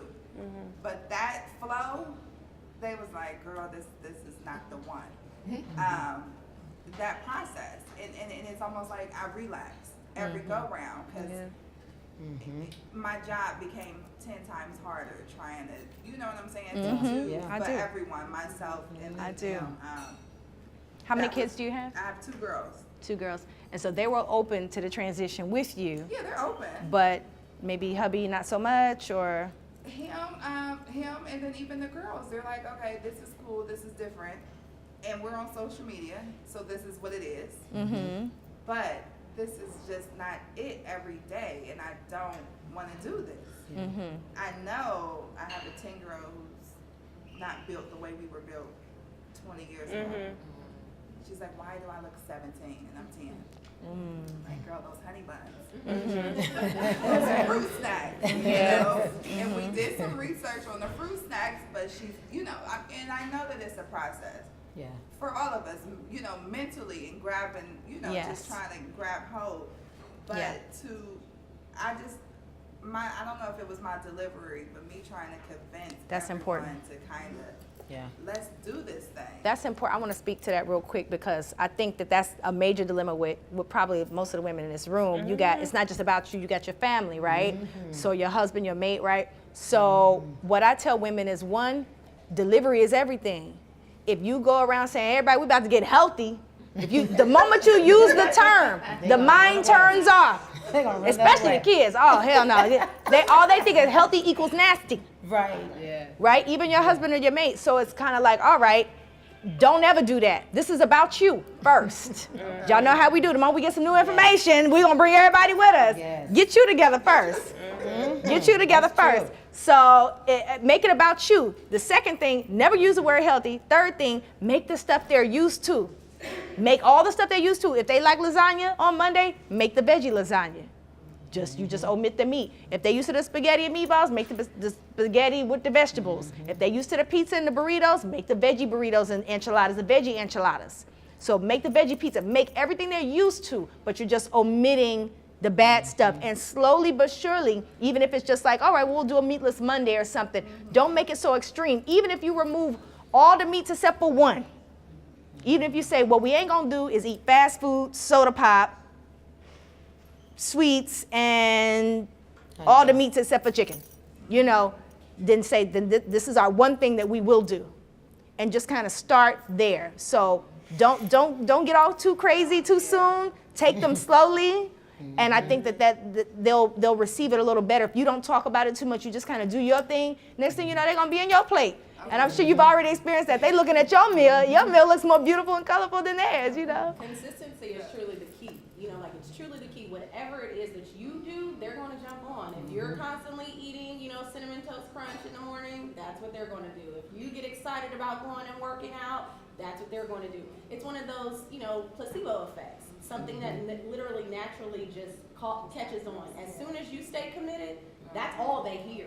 They don't hear healthy. They don't hear anything. They see, and that is the line of communication. And that's with friends, because they are the damn worst. Like, They friends are. are the worst. Yes. Oh, It's yeah. like, you mad at me because I Yes. want to hydrate myself? Right. Really? Attitude. But it is that same thing. When you stay consistent, they'll jump They on. feel judged. And they'll They come feel back and judged. they'll circle back. So Yeah. let's stay consistent. She had a question. Wait, I have one more really I'm quick. sorry. The next thing was so we use Dove.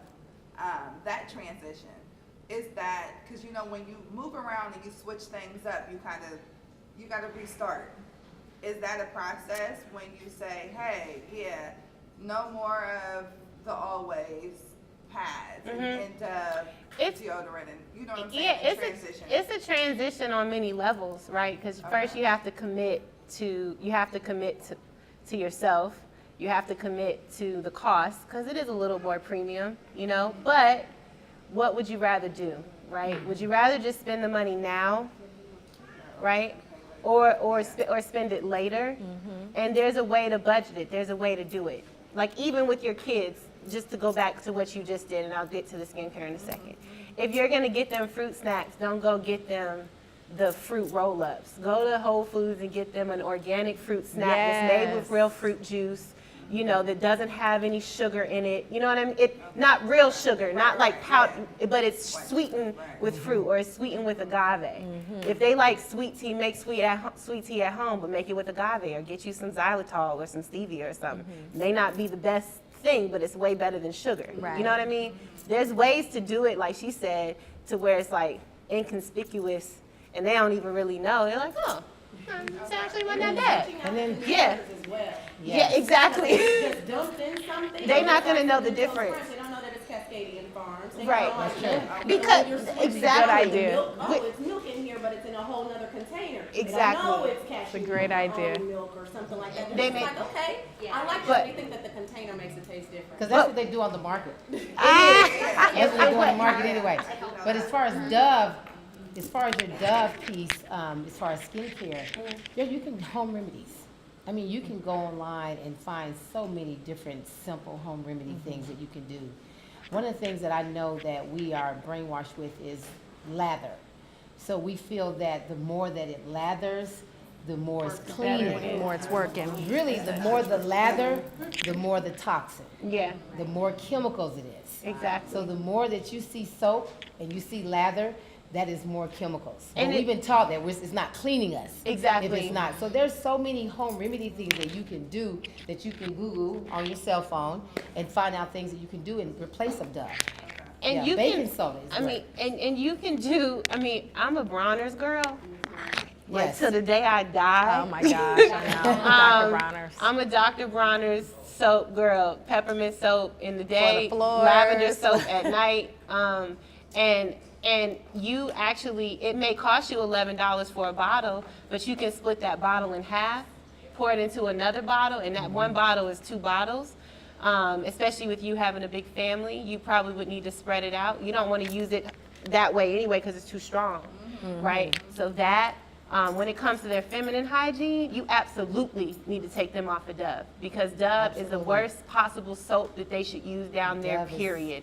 toxic. Dove puts on $1 million conventions for OBGYNs every single year. That's why your OBGYN tells you, just use Dove Unscented. Just use Dove Unscented. It's in the same way Read the that ingredients. it's the same way that the drug business is.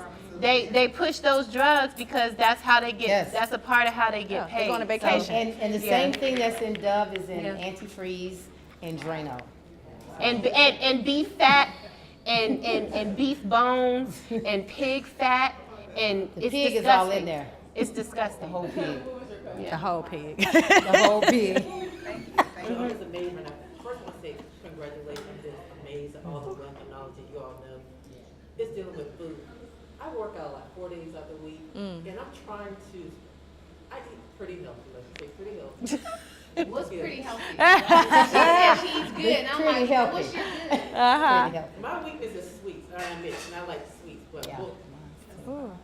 and I splurge on the weekend a little bit. Yeah. I like sweets. Me too. But when you say sweets, you don't mean fruit. I eat fruit a lot now. But when you say you like sweets, that ain't what you're talking about. No, I like You talking about what? Okay. Uh-huh. So that means you like carbohydrate. homemade cakes. I Uh-huh. like store-bought cakes. Uh-huh. Homemade cakes. Uh-huh. Homemade pies, like grandma made. Yeah. Uh-huh. Have you ever had a raw dessert that's raw vegan? No, I have not. No, I'd love to make you one. I am trying to convert to become vegan, but the protein, that's what my issue is. Where is my protein besides? You want to get this? You want me to get it? Which one? Which I lift weights and I'm gonna do cardio like about an hour a day. one? Okay. This But is I real need my woman. protein to develop my muscles. Oh. Right now. She wish she could show y'all this body. Because her body is like pow, pow, pow. Right. Yeah. So I'm like the workout fanatic. 5 times a day, probably. Oh, wow. Don't judge me. She seriously. She got a body.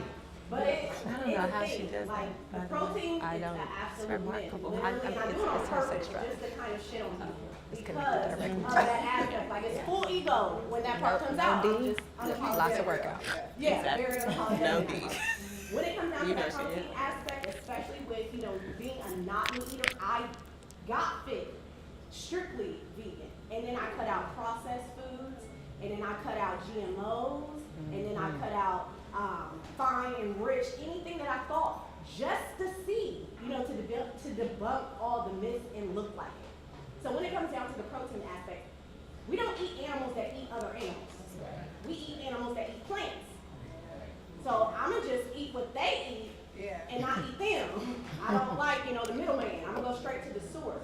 So when you're thinking about it, it kind of changes the ideology around what we think protein is. And the strongest mammals on the planet are herbivores. That's right, gorillas. Gorilla ain't running around like, yo, what's up with that monkey milk? Same thing, elephants. Elephants. It's funny. You don't see lions and tigers, eating other things from other animals because it's truly Well, lions and tigers do We're the only ones Yes, that digest definitely. dairy as adults, and we're the only ones that eat the way that we do. So when it comes down to the protein aspect, I am literally a walking example of how that's just not So when true. you first started working out, when you converting and stopped eating the meat, did you feel sluggish or how? Anything to process. So anytime you're shifting anything, anytime you're shifting anything, it's going to be a process, especially when you're deliberately trying to debunk yourself off of drugs, because we're in a drug society. So in order to combat that sugar aspect, that's one of the reasons why I did go to the gym as much as possible, because I realized that it's the same type of excitotoxin that goes off in my brain, like, oh wow, the sweat feels like sugar to me, like it's the feeling. And that's what you get addicted to. It's not necessarily donuts. I mean, donuts are damn good. But it's not I make necessarily that. something sweet. I said, okay, just gotta get in the gym. Yeah, it's a mindset Wow. behind it. So literally just overriding everything. And I honestly have real bad control issues. So the way I eat is my control issue. I can't control nothing else on this planet or nothing else in this world outside of what I will and will not eat. 2 days So for that is mine. my severe control issue. But when it comes down to the muscles, six-pack, V cuts, back, like, you can't get a Go, back at the T. doctor. You can't get a back at the doctor. Like, they can go and get these weights. And they can go and get the butt. You can't buy a back. She works out like crazy. Yeah. But I wanted to say that the protein myth, and I'm gonna call it the protein myth because I get a lot of questions about protein, which for me is interesting because, like my food scientist sister over here, we know that the body needs magnesium, we need potassium, copper. Nobody asked me where am I getting my copper from. They always ask about protein. But this is because this is predicated by the meat industry. So, if it wasn't for the meat industry, we wouldn't be talking about protein. Most people asking me about protein don't know what protein is. Okay. I'm like, what is that to you? What is B12? Do you know B12 is cobalt? People don't know it's a rock, actually. Yeah, It's a mineral. But also, all plants have microscopic, even if it's microscopic, every plant has everything. Has protein. Has protein, has Plants all have the minerals, bioavailable has everything. protein. Meat, as a matter of fact, flesh, you can get more protein from a bundle of callaloo greens. If I got Caribbeans in the room, then you know what I'm talking about, than a steak. Also, because when you cook meat, you actually lose 83% of the available protein anyway. So cooking meat, you're really not, you can eat a whole steak, you're really not getting no protein like that. So it's actually a very small percentage. You can get all the protein you need out of a vegetarian vegan diet. It's a myth. It's a myth. We actually eating too much protein. Yeah. That be the problem. Everybody's worried about the protein and not the minerals. It's just like, but the muffin top stuff. We be worried about the wrong thing. But it's also marketing. She has a question. It's marketing. Marketing. So I'm new vegan. I've been vegan since January. And what are the complications with your menstrual cycle in like a new vegan? Because my cramps have been even worse, like to the point where I can't even walk. Like I have to like sit down. Like it's really bad. So like, is there any type of like? And that wasn't the case before? Well, it would be bad, but like maybe one day, but not this painful. It's worse. Are you eating a lot of soy? No soy. And do you have, I don't mean to get personal, we may have to talk after. Are there any other reproductive issues there? Okay. It's shifting. It's shifting. Make sure that you are properly hydrated. So at least minimum 1 gallon of water a day.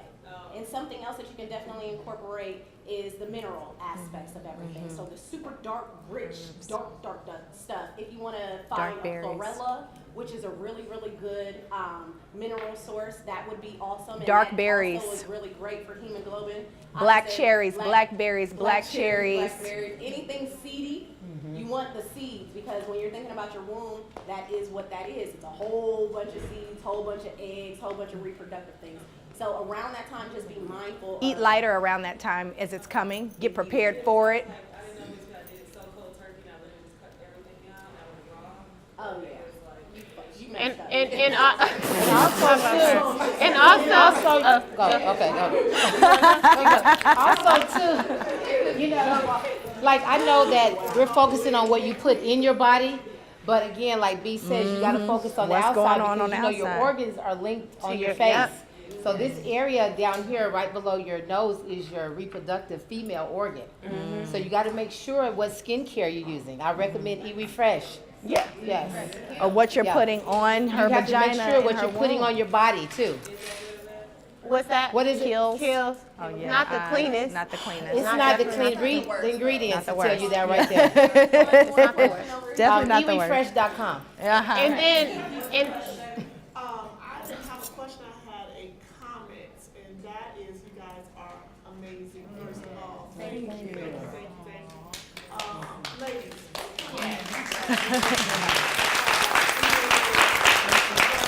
I want to leave the younger women in the building with a thought.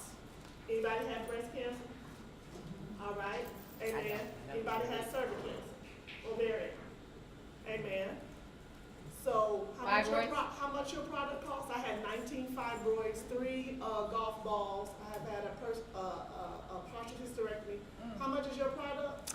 my products cost $9.99 at Target. Anybody want to know how much my hospital chemo? Hello. Uninsured. Hello. I'm gonna thank you. Yeah, and what she's saying is so true. There's a commercial on TV right now where they say like, how much is a basketball worth? How much is a picture with your mom? You know, how much are those things worth? Your health. Your health. I mean, I just went to Whole Foods yesterday, and I mean, it's so normal for me. Normal grocery trip for me is like $290. Do I make? I'm in business for myself, but I'm not paying myself over $100,000 a year right now. You understand what I'm saying? Because I have responsibilities. I have a business to run. I have other people to pay, right? So, but I will spend that. I will literally not go out. I will not go to the movies. I will freaking stay at home every day, work, do things that make me happy because I need to eat well. So so you may say like, oh, it's so expensive. Well, you just need to cut some other shit out then. You have to figure do out. it all the time. Exactly. Yeah. I mean, it like just, Chef Aki said, we buy what we want to buy. it's a lifestyle. And Yes. you really have to, In front of me with this information. yeah. 15, Yeah. 20 years ago, I would be eating it up because Yeah. I was a Dove. What's that damn powder I was putting on there every day? Baby powder, Oh, Johnson. the Johnsons. Yep. I was pouring that crap down there every day. I had a chance I could. Yeah. And it was probably one of the main. That was probably the proponent to your ovarian, to not your, but the ovarian cancer. But your Absolutely. time that you spend in chemo, your time away from your family, the stuff that you Yes. It's priceless. Yes. It's priceless. Yeah.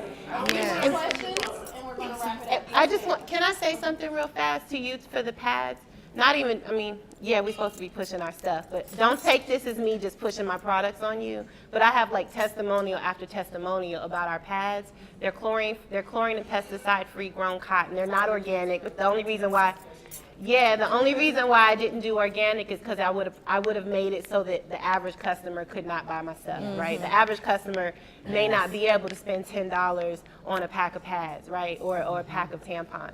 So they're $7.99. They're still priced very well, but what makes them really special is that the cotton is infused with herbs, and the herbs actually help to I can't claim that they alleviate anything, but they help. You know, they have lavender in them, which helps with inflammation.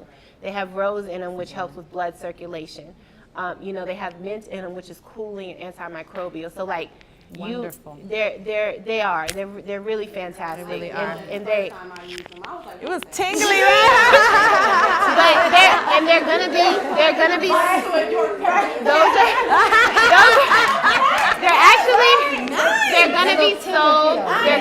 sold in 50. I didn't know We're sold. and then Okay. We're sold in Target nationwide, you guys, so you can find it. And the pads aren't going in as many. I didn't want a lot of stores. I only asked her for like 50, but that's going to change in the next year. But you'll definitely be able to find them here in Atlanta if you don't want to order online. Yes, ma'am. And on that line, the product in Target, is it the honey pot? It's the Honey Pot Company, yes. Okay. Yes, ma'am. That was that question for her. I also have a question. I'm trying to transition. I was diagnosed with high blood pressure a couple years ago, and it surprised to me because I tried to live healthy, work out, all things like that, and I was told that it was hereditary, which did not make sense to me at all. Like you said earlier, because I'm like, that is not a gene. So something in my lifestyle is totally different. I think is different than my family. So I noticed an inherited maybe a menu you might pick up from your family, but not a gene. I don't believe that. It just didn't make sense to me. So I'm still trying to wean myself off of the pill because I'm still a little nervous about that. Yeah, I see it, the rise, but I don't want to be on it. So I'm right now, my niece, has introduced a million things to us, and we try to gravitate to it. And one of the last things we're doing, actually this is my mother too, is bitters. Oh, good. And Sour sop. Sour sop. Mm-hmm. So Wonderful. I'm not sure. I'm there Wonderful. now with that. It's only been a month. But I'm going back and forth. I'm just trying to ask the question, how should I progress with that? 'Cause I'm really trying to. Use CBD oil supplements. CBD. CBD. Use cannabinoid supplements. I'm not telling you CBD like David. CBD. Use CBD oil supplements. You're gonna have to order that online. Cause you need an official one. There's actually, the brand is called CBD oil. And then there's also Charlotte's Web. Charlotte's Web, yeah. And there's probably a multitude of juices that she could do on a daily basis. So many things. Y'all know I'm dandelion juice everything. I'm dandelion juice everything. Dandelion, one of the most gangster plants you can ever put in your body. Your grandmother probably used to gather it up in the backyard because it grows wild. It'll grow anywhere. You can, but be mindful depending on where you're at now. Cause I just want to go to I just go to the farmer's market. The Cat Farmer's Market is my lifeline here in Atlanta. The Cat Farmer's Market will carry it for maybe $2.99 a bundle. Whole Foods maybe $3.99 a bundle. You can split that bundle into 3. You can have a really wonderful juice, and you can blend. It's very bitter, right? Which was what we want. Bitter is the opposite of sweet. It kills sugar cravings. It's wonderful.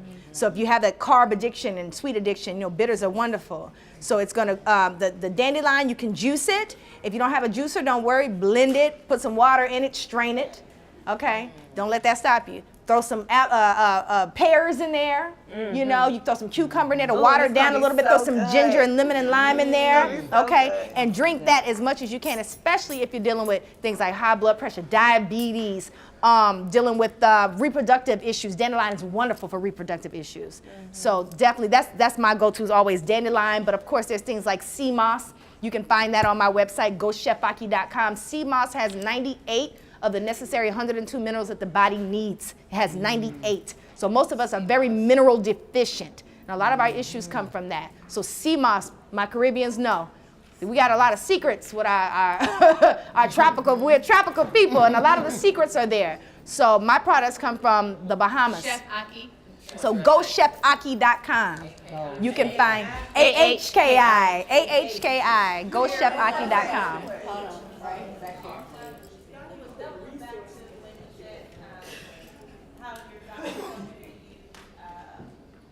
Dove. I use Dove, and I've been using Dove for years.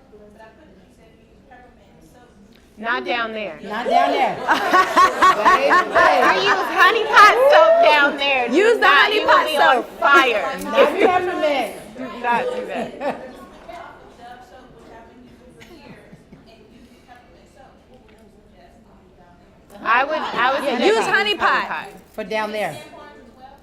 What's that? You make tampons? My Not yet. tampon should be coming out by the summer. Yeah. Yeah. Honey Or pot not. wash is Peppermint amazing. down there. So we, Make you feel like Noxzema. so just so you guys know, like with my brand, We all done had. my Look, I still be goal, trying to my water it goal down. with my brand is to have everything that a woman needs for her feminine. So I have washes, wipes, pads right now. I'll be coming out with tampons. You know, I'm coming out with probiotics. I mean, I want to be what Summer's Eve always and Tampax have been to the conventional world and more. Yeah. So, you know, so that is so you, at some point, you'll be able to buy everything, you know, but that's the goal, is that because you can trust us, you know we're going to make clean products, but absolutely, and you shouldn't really have any issues, especially if you don't have any vaginal issues right now. And they come in different functions, normal, sensitive, mommy to be. And so I made it that way so that at any point in your life, you have a feminine hygiene product. So your daughters can use the sensitive. You know, when she gets her period, she can switch up to the normal. When she gets pregnant, later in life after marriage or whatever, she can go to the mommy. And then after being after being pregnant, you can go back to the normal or the sensitive or whatever it is that you prefer. But we make a product for every woman. And pretty much for your cleansing and your menstrual needs, or even right now. And we'll get into this when we do the makeup portion, but I fell in love with her product so much, and after talking to her, because we have a system for our face of like, okay, I'm gonna use the Kill It Off cleanser, then I'm gonna put my moisturizer on. We have a system for our face every day, but we don't have a system for our vagina. So her product gives you a chance to have a real system and a ritual that you can do every day and every night. So I love your product so much. Which links to the face. Yeah, You know what I'm saying? So absolutely. it's like a lot of people don't make that connection. You know, they have a vagina down here, but what you're doing down there actually impacts what happens on your Yes, face. and give your So vagina it a links facial. together. I give my vagina a Any facial. more questions, ladies, before we transition to the makeup portion? Pat, I was telling Pat. Yes, ma'am. Okay, really quickly. She looks cute with All her red of boots. the wonderful ladies for I love it. contributing to this lovely Sunday. Thank you, ladies. If y'all have any questions or anything moving forward, everybody has different websites. Malika can provide you with all the information to each one of us individually. And we would love to be able to continue to be a service to all of you. So now we're going to go ahead and have a brief little intermission and transition exactly. I'm not sure how we're going to transition into the makeup portion. Okay. Well, thank you, ladies. You know what it is. Kill It Off. And remember, E-Refresh stands for it is what it is. So whatever it is, that's what it is. It's called Kill It Off. So we actually use pure kale. And I mix kale in with other different natural ingredients to do the makeup remover. Now for me, Malika, I don't know how you use it, but I'm a big component of the hands, of the fingers. So I do everything with fingers, with hands. So I always tell people, wash your hands before you start, doing your makeup remover, or start applying your skincare. So I use the hands. So I have the Kill It Out makeup remover. The first thing that I do is I just take, it's a little serum. So I just take it in my hands. I'm gonna let you hold it for me. And just start applying it to the face. One thing about natural products is a little bit goes a long way. So you don't need to use a lot, okay? One of the things I think is when your products that are processed products, they tend to make you use a lot because you can't really feel it. But when you're dealing with raw products, raw skincare, you don't need but a little bit. A little bit goes a long way. And you just take it, apply it. It's very safe, so you can put it over your eyes. And very gentle. Remember, the face is a very, very thin layer of skin. So you want to be very gentle. We're very harsh and we're too rough on our face. You want to be very gentle. So you just take it, and wherever you have the makeup, always do my finger first, and then at the end, I take my washcloth and remove the rest. But go everything into a circular motion. And what it does is it's breaking down the products, the makeup. It breaks it down. You have on lip? You have on lips? Okay. Would you just have on some eyeshadow? It took me 30 minutes and y'all done wiped it off. So not only are you removing the makeup, but you're also hydrating the skin at the same time.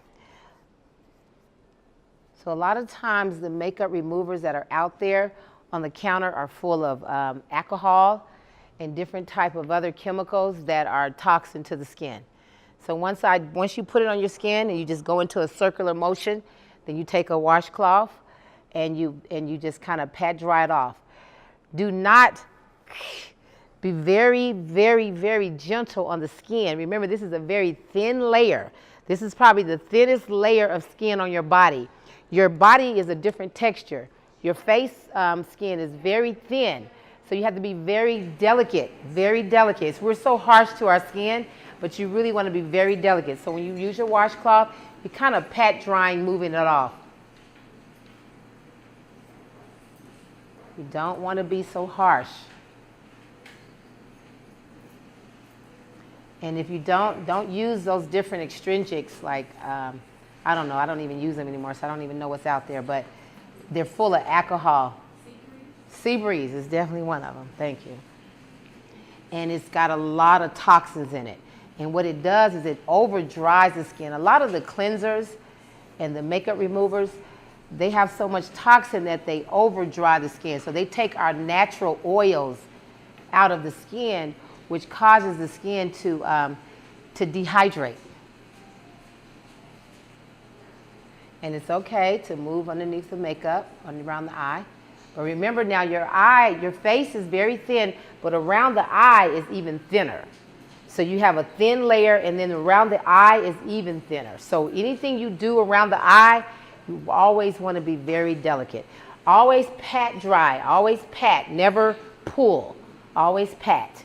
So what we did was we did the Kale Out Makeup Remover. And the next thing I'm going to do is our cleanser is called Squash It Out. So the Squash It Out cleanser is made with fresh squash. I take squash and I juice it and I mix it with vitamin E, a little bit of vegetable glycerin in it. It's got geranium in it. It's really very mild. And remember, a little bit goes a long way.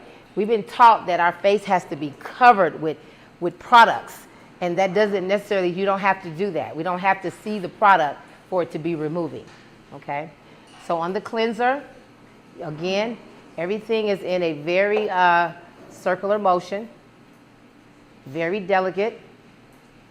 Try not to over cleanse the skin. Remember, when you over cleanse it with different type of alcohols and other extrinsics, it takes out the natural oils and it dehydrates your skin. Squash is very high in antioxidant, beta carotene, so it's really good for the skin. All the products that I use are all high in antioxidant. You do have to refrigerate my products because there's no preservatives, there's no paraffins, any of that in the product. So they have to be refrigerated, and they are in the refrigeration for up to about a month and a half, okay? For about a month and a half. And you see, you don't need to use a lot. We've been taught that we've been supposed to use a lot of products and a lot on your skin. Less is more. Less is more. And you can either do what I'm doing, or you can either just rinse it over the sink and rinse your water and wash your face over the sink and then pat dry it. Any questions on the products? Is witch hazel okay? No, it's not. So you have different types of witch hazel. You have there's a natural bark, a witch hazel bark. That's good. But just like regular witch hazel, no. Read the ingredients. It's probably about that much of witch hazel bark in a witch hazel bottle. Probably about less than 0.2%. Yeah, a lot of times they'll say, it's witch hazel, but if you read the ingredients, you will see that there's so many other products in there, other toxins in there, that you don't even get any of the witch hazel bark that's in there. And remember, every time you do your face, always get this neck, because your face is actually all the way really to your collarbone, so right here. So your face, your skin changes texture from this collarbone on down. So from the collarbone up is really your face. And so we always forget to do the neck. Make sure you get the neck.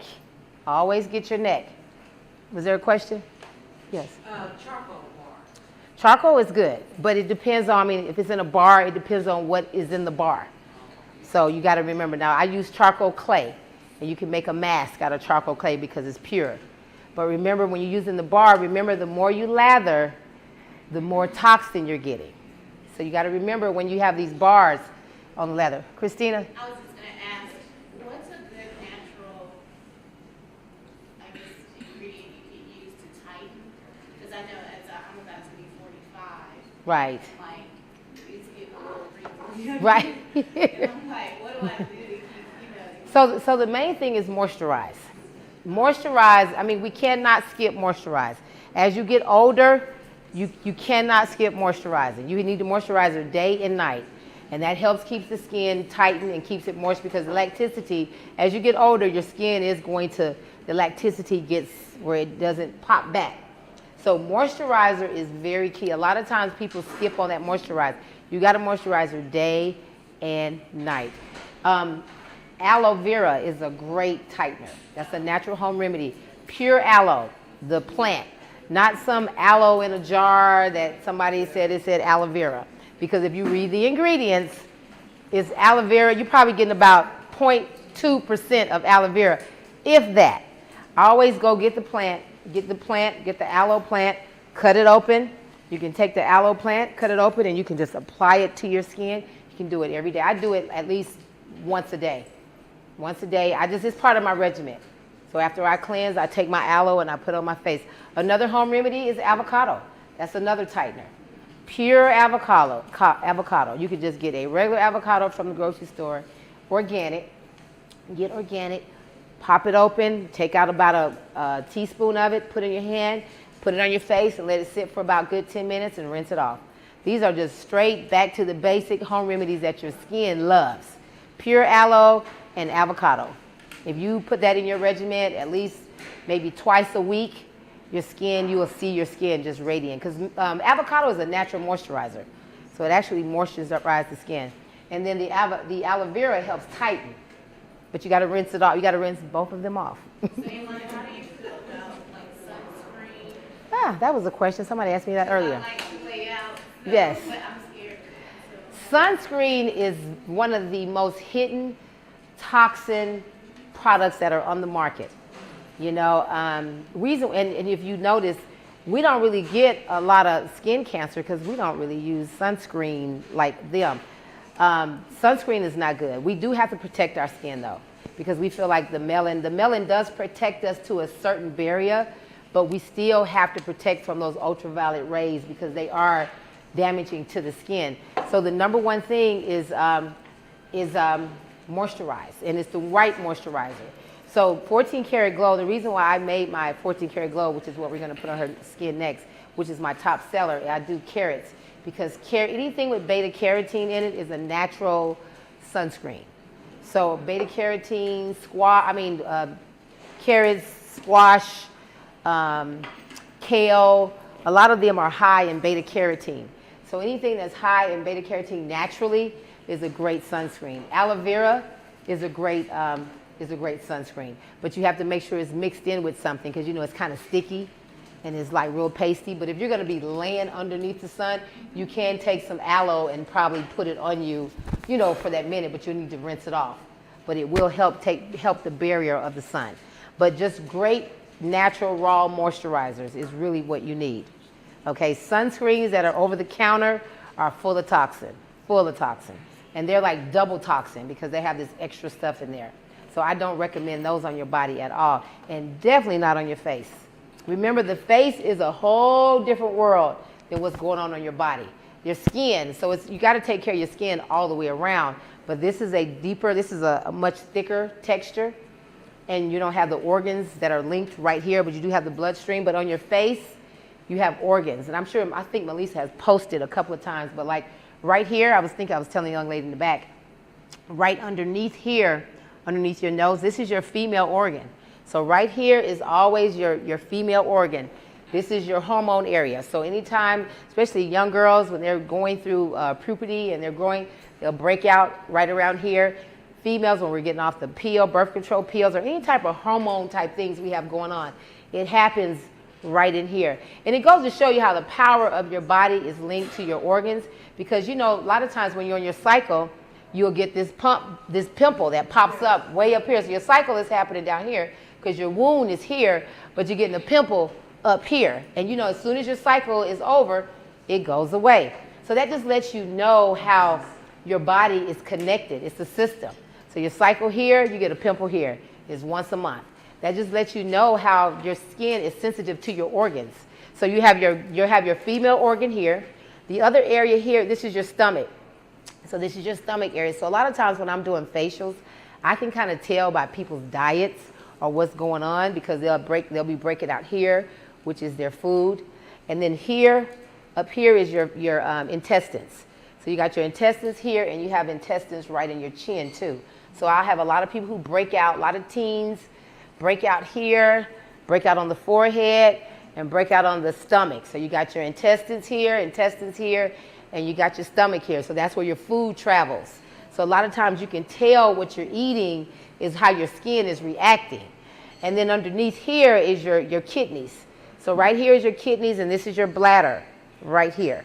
So a lot of times you're not drinking a lot of water, or your kidneys are not functioning correctly or whatever, or you're taking a lot of medication, because you know, if you're taking a lot of medication, it can hinder your kidneys, and it can also happen around in your eye area.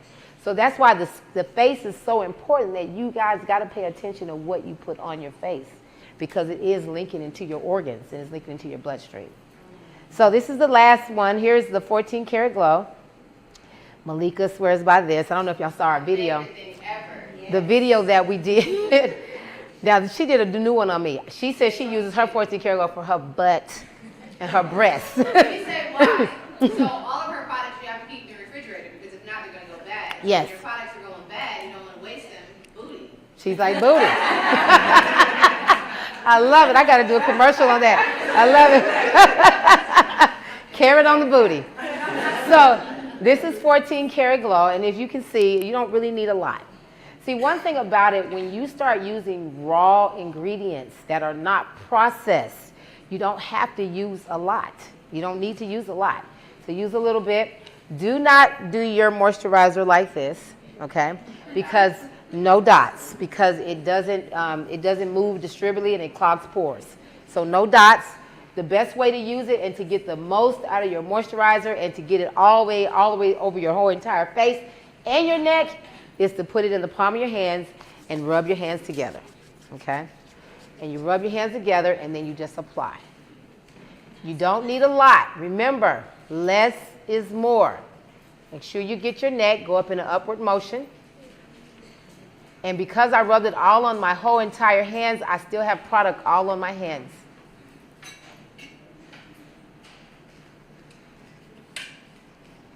And that's all you need. And so we did squash, and we just did some, we did kale, squash, and carrot. And then the next thing we do is a hydration mist. I'm not a big advocate of toners, where you take it and you put it on a pad and then you do all this to your skin, and it's just so harsh. It dehydrates the skin, and then you're pulling the skin, and then you're adding toxin to the skin at the same time. Because usually you don't know what's in it's usually alcohol, some kind of alcohol base is in that toner. And then you're putting it on a pad, and then you're putting it on your face, and you're trying to get every dirt that you see until you get that pad clean. So you're over cleansing your skin. It's just kind of like the vagina. You know, you can over cleanse the vagina, which causes and opens it up to yeast, because you're dishing and you're over cleansing. It's the same with the skin. Your skin is going to naturally shed itself anyway. It naturally sheds off. It's a natural shedding that happens in your skin. So you don't have to over cleanse. When you over cleanse, you dehydrate. When you dehydrate, you open it up to acne and bumps and discoloration. That's really the key to a lot of bad skincare, is dehydration. And it's not just what you're drinking, it's what you're putting on your skin that's dehydrating your skin. So this is lettuce. It's called Lettuce Face It. And so this is a hydration mist that I like. So at the end, close your eyes. Just kind of put it on, put the lettuce on, and let it penetrate into your skin. And that's it. You don't have to do anything else. Like Malika said, all of our products have expiration dates. my thing is that you shouldn't buy anything and put anything on your face without an expiration date. Because those products that are on the shelf, they've been there for months, some of them years. And they're not on the shelf, they're in a warehouse waiting to go on the shelf. And then they're probably on the warehouse before that.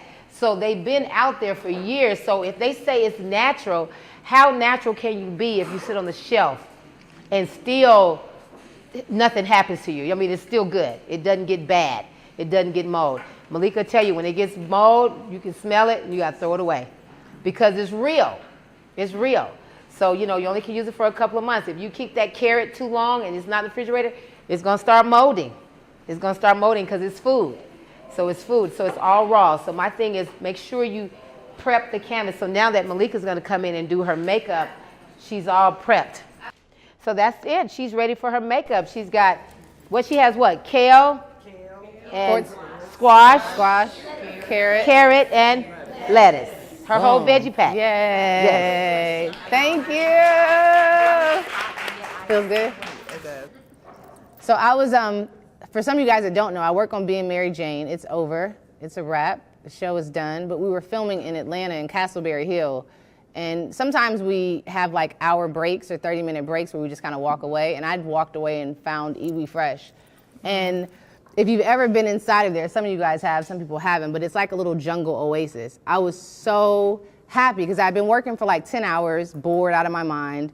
And I just walked in there and it was Yolanda, her staff, and I was like, what is this? Like, who owns this? And she's like, hi. So I was like, just before we even started talking, I was like, give me 5 seconds. I'm coming right back. And I came back with like 15 people. I had the entire crew, every female on Being Mary Jane that worked in crew, put their equipment down like, all right, let's go. And we, including Gab, we all went in there. Everybody was using the scrub on their hand. Like, it was a whole ladies' 15-minute break of like life. And we just stayed connected and stayed in touch. And I loved her brand. I loved what she represented. And it was just so awesome. And when I decided to do this class, I was telling her what I wanted to do and who I wanted to use. And she was like, oh, Yolanda, Beatrice, that's my friend. Chef Aki, that's my homegirl. Like, everybody was connected through Yolanda. So within 3 minutes, literally, she sent me everybody's information to invite them and to ask them to be a part of it. So, relationships. So I always call Malika my ambassador.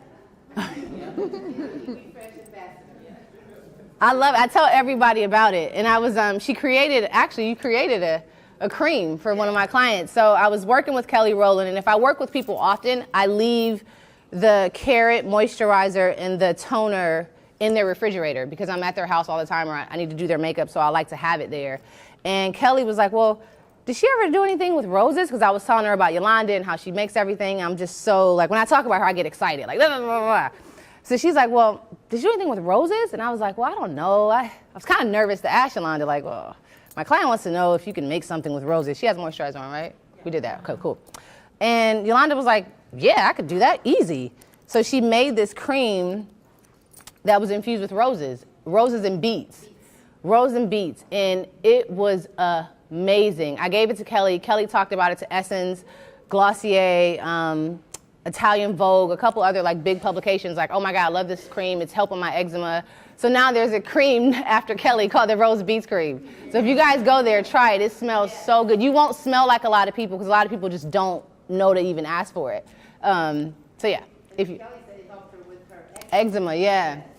So my approach to makeup, just so you guys know what I'm doing here, is pretty simple. I try to keep it super easy and super simple. One, because I work in film, and some of you guys here work in film. If we have to change a scene or change the order of the day, it doesn't make sense to start over with makeup because you just don't have the time. So a lot of times on Being Mary Jane, we keep Gab in the same look because we're shooting out of order. Does that make sense? So it's easy for me as an artist to do something very simple. And a lot of my friends that ask me for makeup advice or my family members, I try to keep it simple for them. So I'm gonna do something really simple using a couple different products that you guys have, actually the Kogendo Foundation, and just kind of keeping it super simple so everybody can do this if they wanted to. Kogendo Foundation is a Japanese brand that really only came out with colors for African American women in the 300 series. And they sell about 65 to 70 bucks, so they weren't doing well because women didn't know about it and they weren't purchasing them. So myself, Rennie Vasquez, Sheikah Daly, a couple other celebrity makeup artists were like, we need this, what's up? and they brought it back out. They re-released it. So they took it off the shelves and they brought it back out because people wanted it. So I love this brand and I stand behind this brand so much because they actually listen to us and they care that, you know, we needed colors for our complexion. So starting with brows, I always start with eyes first because it kind of shapes the face and it gives you room for error. So if you mess up on your mascara, if you mess up on your eyeliner, you're okay.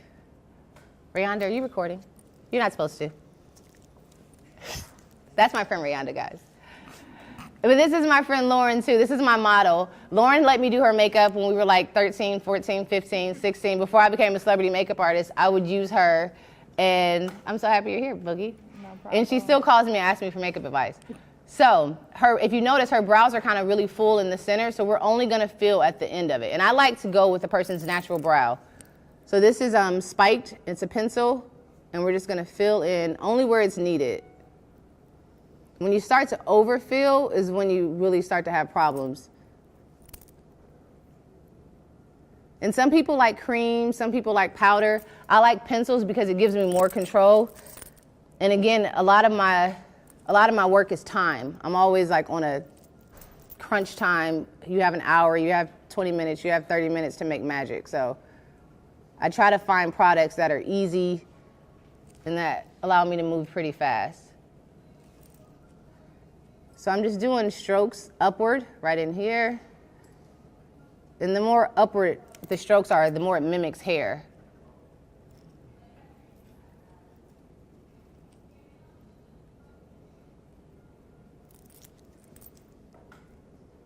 And I like to sometimes start with a gauge, like the tip can be your gauge. And if you're doing your eyebrows at home and you wonder if they look right, take a mirror or something and look at yourself with the mirror underneath, because you can actually kind of see how everything is looking and laying. So I always suggest that for people. And these are MAC brow pencils. They used to be $14, but I heard they went up. The more people use stuff, the more they hike the prices. I've not used them, but I'm not opposed to drugstore makeup as long as it's good. I try to use, I'm always open to makeup. Like I'll shop anywhere.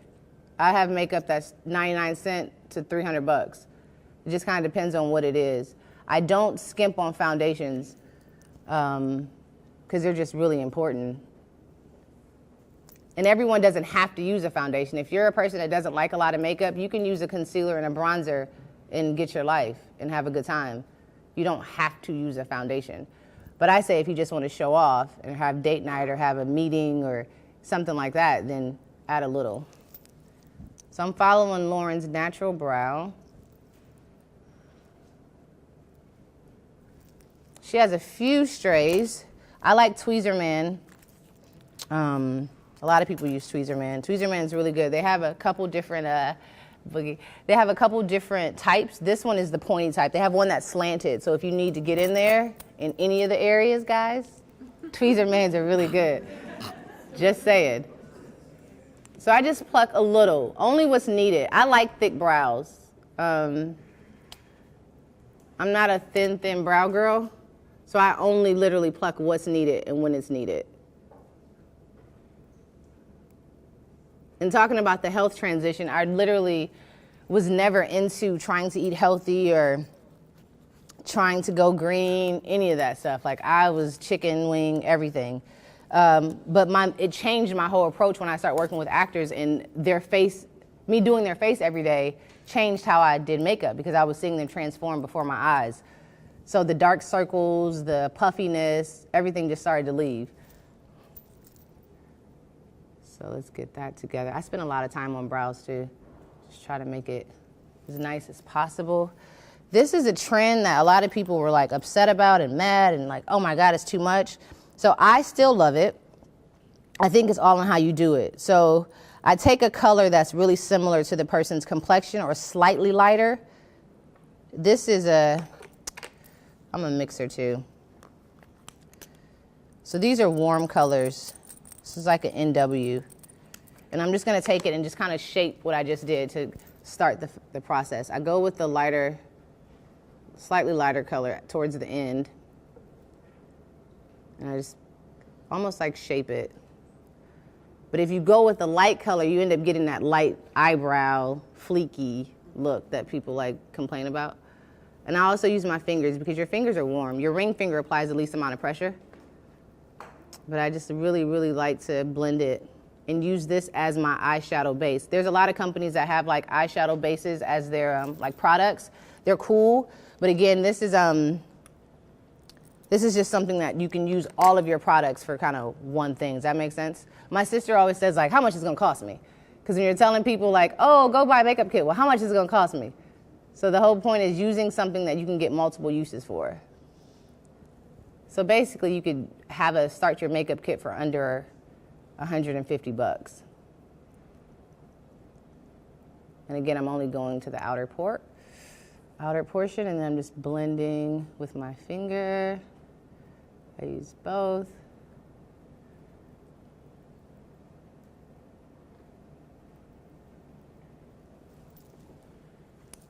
Brushes are really important. A lot of people ask me about brushes often. I like a lot of different brushes. These, if you can tell, they kind of have straight little parts to them. So it's easy to just place it and you kind of know exactly what it's doing. I'm going to use the same cream that I used to kind of use as an eyeshadow base. And I'm going to put this all over. A lot of people see pictures of celebs in magazines or on TV shows like, I want to look just like that, but with no makeup. I'm like, well, that no makeup look is a lot of makeup. So understanding, I always say like, understand your why. I like to ask people their favorite feature.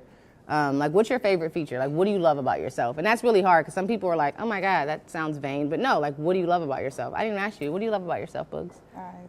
Your eyes. She loves her eyes. And my mouth. In your mouth. Okay. I love that. Mole. Oh, your mole. Okay. Love it.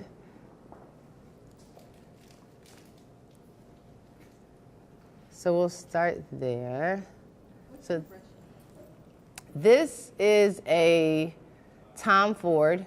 If you don't want to spend the money, especially on brow brushes, you can get, I think it's Elk, that sells like 99-cent brushes. Like brow brushes, I don't mind, you know, going the cheap route on. I'll actually pass these around so you guys can like try those too. So some girls are like, I don't wear foundation, I just wear powder. That's fine. You can only wear pressed powder, but you can still use that pressed powder as your eyeshadow. So then you're buying something. Again, I'm trying to keep it simple and cost affordable. So this is literally an Iman powder that's in Earth Deeps, brown. And I'm just gonna put it right on top. And I'm using a brush that kind of has I call it a sloppy head, because you can blend. And the cool thing about this part, guys, a lot of times people get eyeshadows and they're like 3 different eyeshadows. You have to put one here, one in the crease, one, Keep it simple. One color. And if it's not giving you the effect you want, you can actually pile it on to make the color a little more brown. So it just kind of stands out a little bit. But again, my job is to beat the time. So if we have a day starting at 7 a.m. and the camera call is 8:30, I'm trying to just figure out how to make the time. So everything to me is quick and easy. And this is just one color, and we'll go back to this color so you guys will know why we're using it for more than one use. So if you have like a Studio Fix or an Iman powder or any kind of brown powder, I always say keep them because you can use them as eyeshadows. There's no law. I don't believe in makeup rules. I don't believe in any rules other than the law at times, but at times. So yeah, there's no rules. It's really what you like. And I know Lauren, she always calls me and asks me to do a FaceTime of makeup. I'm like, you're not gonna do it. So this is a cool way to give her a little lesson too. But if you can see the contrast between those two colors now, all I'm gonna do is blend.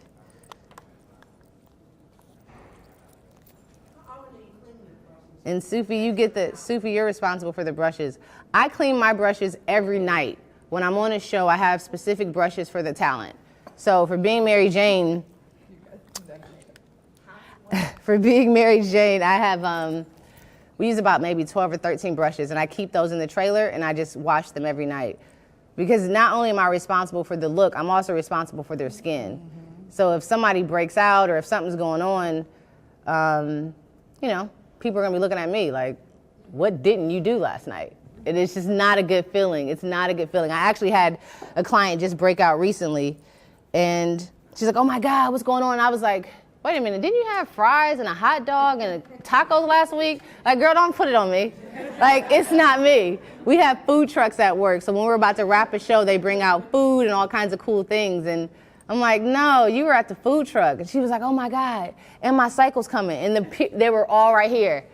I was like, yeah, not Malika, not these brushes. But I'm asking Yolanda to make a brush cleaner. You guys mentioned it to her today.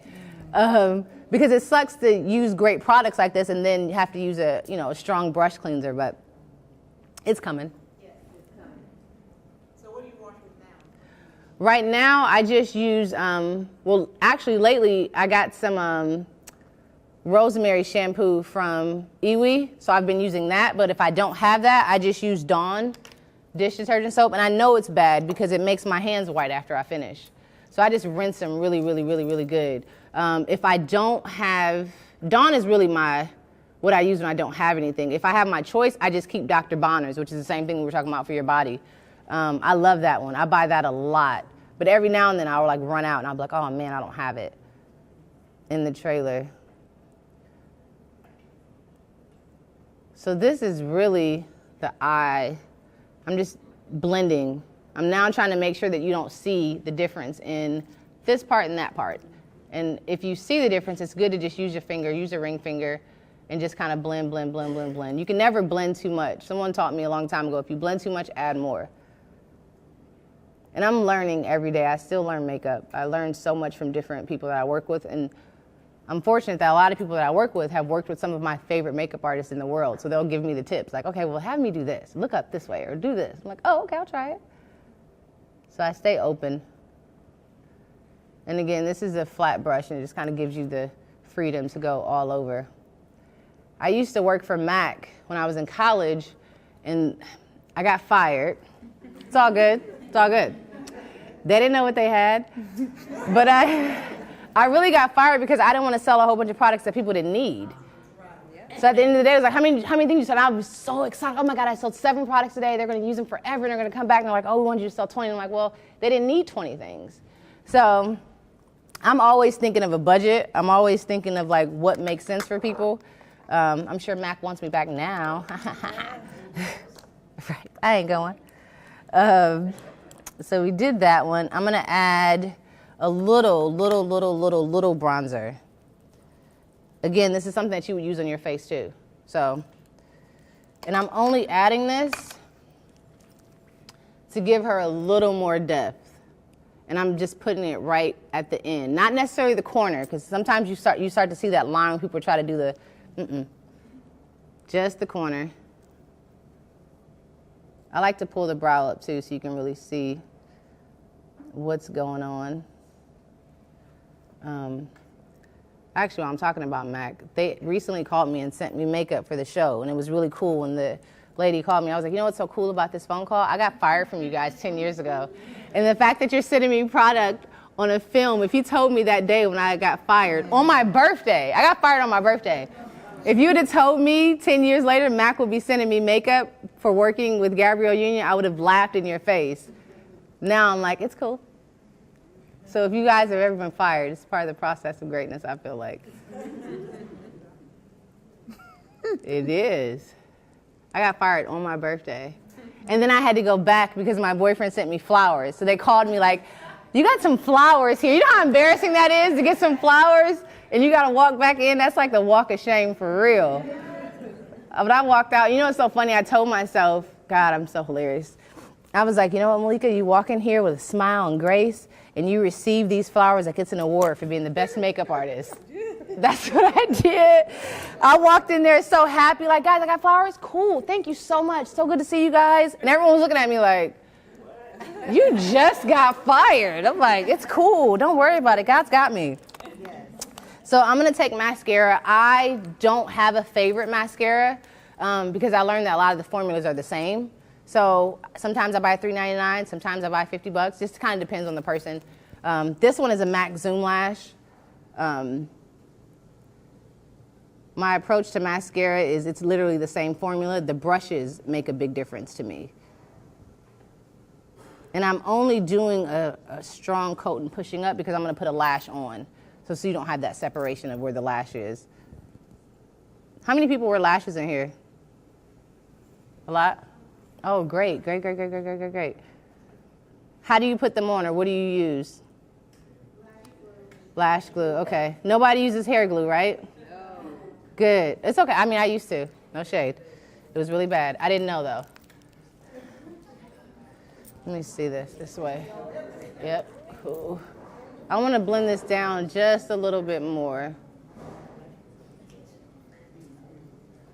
Quick and easy, quick and easy. Boom. So you guys all have one of these in your bag. This is Allure Lane. This is a really, really nice lash. I respect this lash so much because it was made by women that wear lashes all the time. One is Sheikah Daly, a makeup artist. For a lot of different people, Nicki Minaj, Kelly Rowland, and her and Kelly came together and actually created an eyelash. And I respect people that actually make things, kind of like the Honey Pot. She has a vagina, so she can make a vagina soap. Women that wear lashes, it's really weird. A lot of guys make them, their companies are owned, a lot of lash companies are owned by men. This is owned by a female, a black female.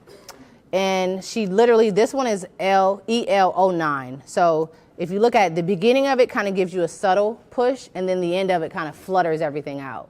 So I really, really like these lashes. And again, I work in film, so continuity is key. And continuity, for you, those who don't know, everything has to look and be the exact same. So if we shoot something on Monday and then come back to it on Thursday, it needs to look exactly the same. So that's why I try to keep it super simple. I wanted to be a little more creative and like have fun with it. And I quickly learned that really gets me in a hole. So when you're putting on lashes, I always suggest people to take them, wrap them around. You can even wrap it around your finger because then it creates a hump. And your lash, your eyes don't go straight across. It's a little hump there, right? And then I like to measure. So I start at the end and then go to the top and just kind of see what it looks like. And there's so many different types of lashes. It's good to find the lash that works for you. Look at me. And look straight ahead. And when I tell people to look straight ahead, again, like I told you guys with the mirror, it allows you to see what's going on under there. So if someone's all up in your Kool-Aid, they're not going to go, ooh, she got on lashes. So you can see everything. Look straight down. I used to. Now I just do it afterwards. Straight up. Yep. Boom. Sometimes I love liner before because it gives you a free space of like putting it on the line or putting it right there so you can't see. If people have individual lashes, which a lot of people do now, I like to put liner on top and then put the lash on the liner. So that way you're not pulling out those lashes. I've had clients that already had individual lashes and it's really bad if you pull them out with glue. So I just like to put it on top of the line. But for her, since she doesn't have on lashes, I'm just gonna put it on and then go over it organically. I like Duo. This is a black black eyelash glue. A lot of them are white. I like black because I'm gonna put black liner on there anyway, so it kind of helps me. And a lot of my work is in HD. This lash fits her perfectly, so I don't have to cut it. I have scissors normally. I always keep scissors just in case you have to cut a lash. But I really, really like this. This serves a double purpose too. I'll tell you guys why in a few.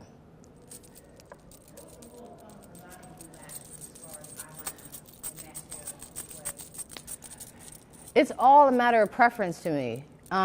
If you're not gonna do eyelashes, I would just say double up on your mascara. Do one coat, take a second, let it dry, do another coat. I would just say double up on it. Because you want them to kind of stick out a little bit and stand out and say, hey, I'm here. But you don't have to always do an eyelash. And most women have beautiful eyelashes. Unless you're like me and you've been wearing lashes since you were 6 and now they're gone. But Yolanda will come out with a product for that. So I'm just gonna place them. There's a little groove right where the hair is released from your eyes to where the little top starts. If you can get them in that little groove, it's amazing. And I just place them there. Right there. Sometimes it's not as easy for people. So I always use tweezers or something just to kind of help you get them in the groove. How's that feel? Do you feel it? Mm-hmm. Okay. And you'll feel it for a second and it'll go away. Look straight up for me. There's a little glue there. I'm not tripping because I do eyes first. That's why I do eyes first. Nice. Can you guys see it? Pretty, pretty, pretty. So this is EL09. I love this lash. And to me, lashes are just something for fun. Well, I'm lying. Lashes are my everyday because I don't have none. But they are for fun. I'm going to take this and wrap this around. I had individuals and I liked them, but it just became too much. Just put it around here. It really helps to get the lash around. And a lot of times I can tell what I've been eating, what my clients have been eating, because this area is so sensitive to food and gluten, it swells a little bit. And sometimes you may not realize it until you go home like, oh wow, this is a little swollen. This area shouldn't be swollen. It should be flat and normal, and mine isn't. So that's because of gluten and sodium are the things that cause that. But you can really tell, like Yolanda said, your face kind of tells on you. I can always tell if somebody's had a lot of alcohol, a lot of salt, Chinese food, all of those things, because you can see it immediately. Blend that out. You want your glue to get a little tacky so it's not sliding across your eye. So the tackier the better.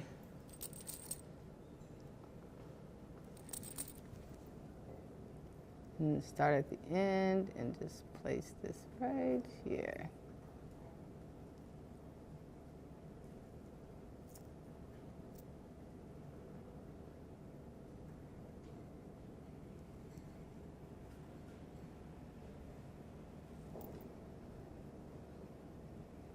And look straight up.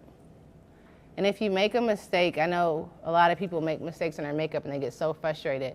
I specifically start with eyes first because that's where a lot of mistakes happen, and I don't mind. I literally just clean up right after.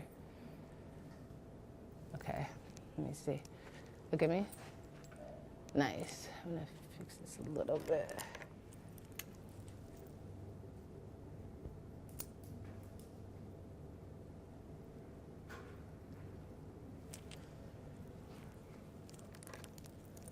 I'm gonna go back to the brows, because once everything is done, I always step in front of the person and like look. But if you're doing your own makeup, you're right there in the mirror, so I look and go back and go back. So turn this way a little bit and bring your head down slightly. Yep. I just want to make sure this is even with this guy over here. So kind of where the arch starts. I'm just following her natural brow line as much as possible. That's where the trouble happens when you try to go outside of your brow line, I feel.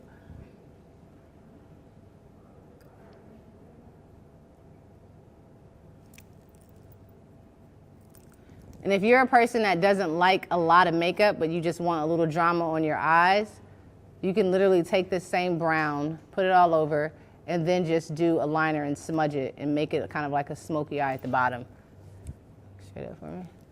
Perfect. Look straight up. Yep. And don't be afraid if the glue gets stuck. You're not gonna die. Or you just pull apart and just kind of look and see where is where.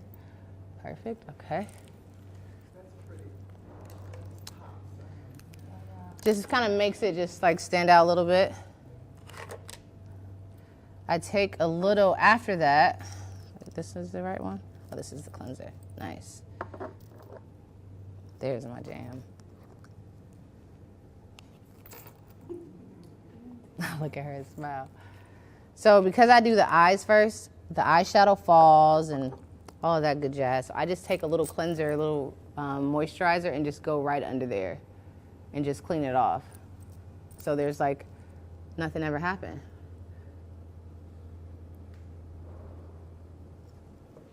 Makeup can be so intimidating, but I think if you approach it from a standpoint of I'm literally enhancing and not covering up, it makes a big difference in how you apply.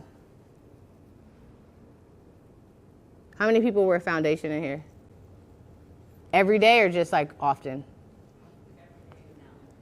Not every day. Oh, good. Okay, cool. Because you don't, if you guys been listening, you eat right, you won't even need it every day. Let me just get this little guy off right here.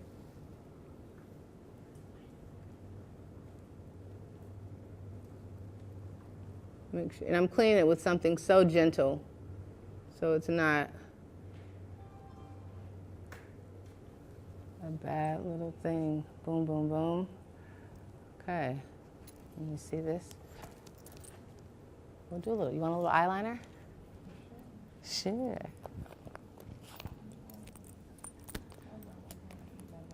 Oh, nice. She's going out later. I'm gonna actually I'm really gonna do just a brown. Look straight up. Look straight up. I'm gonna use this brown as her liner. And it's so subtle. And because she's so chocolate, a lot of times when you have chocolate skin, like I don't wanna do too much, or I don't wanna make too much attention to my face, brown, it's your best friend. And I'm literally just using this same bronzer. I'm using a small brush, just kind of go right under.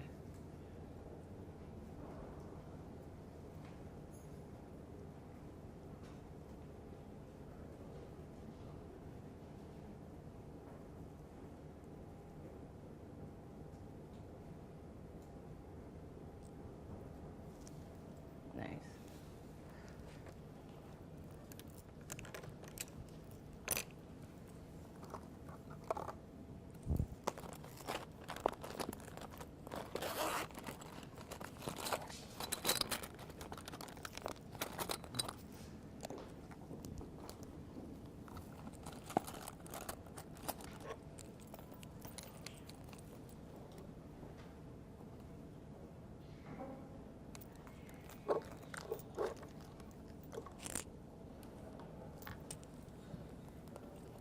And this guy's gonna go in here.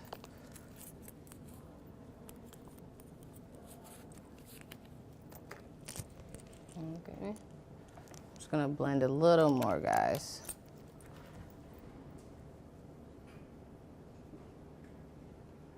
Blend. You can never blend enough. Blending is your friend. If you ever see someone's eyeshadow that you don't like, it's probably not blended properly. And I love this eye, I love this look because you can do anything with it. You can put on any lip gloss, any lipstick, like you can do anything. At this point, everything's already, there's no limit to what you can do because you didn't do anything different. You just really kind of made your eyes a little more brown and a little more enhanced.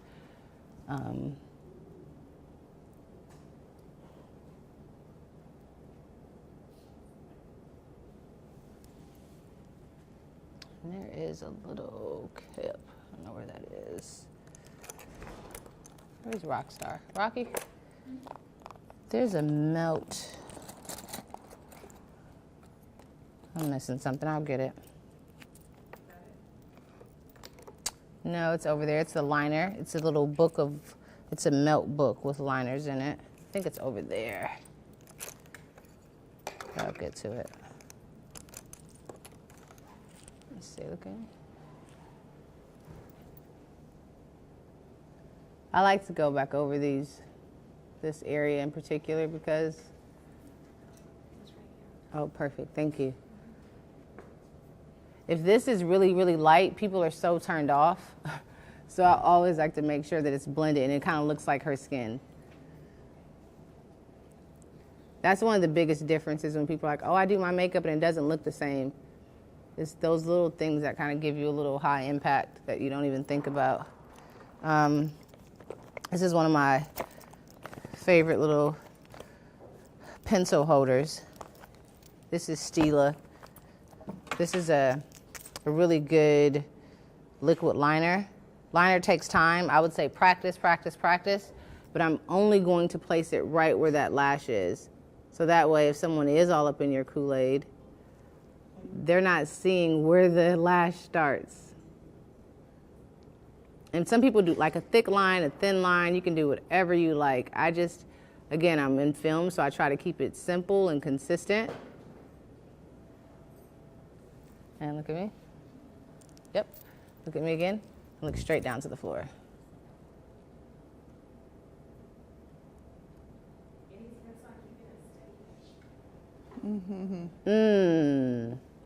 No caffeine. You know what I like to do? I like to take my pencil or my liner and just go connect the dots. That was bad. That makes sense? Yeah. Someone taught me that a long time ago, and you have a better chance of having a nice even line.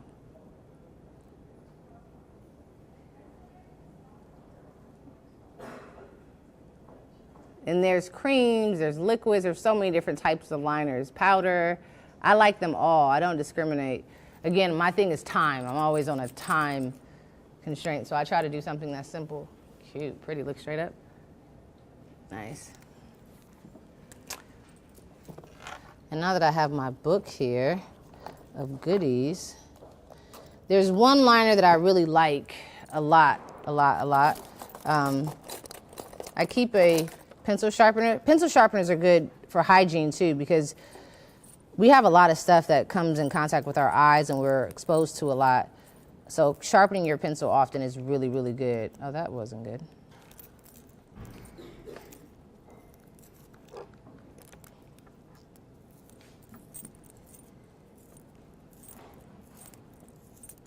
Kevin Aucoin makes really good pencils. That one's just not good. Let me grab another one. Kevin Aucoin makes really good pencils, black, blue. I love blue on brown women. I love black, but I really love blue because it's something that's unexpected and you just kind of don't even think about it. But it gives you kind of the same effect as black, but slightly different. You can do a light blue, you can do a dark blue. I'm gonna do an actual blue on Lauren because Lauren doesn't really wear makeup that much. So blue is something that she would probably not let me do if you guys weren't here. Look straight up. And I'm gonna actually go inside. And it's so subtle. It looks amazing on brown eyes. It actually makes your eyes a little more brown. If you approach makeup from a complementary color standpoint, you'll always win. This is Kevin Aucoin. He makes amazing liners and concealers. I love his concealers too.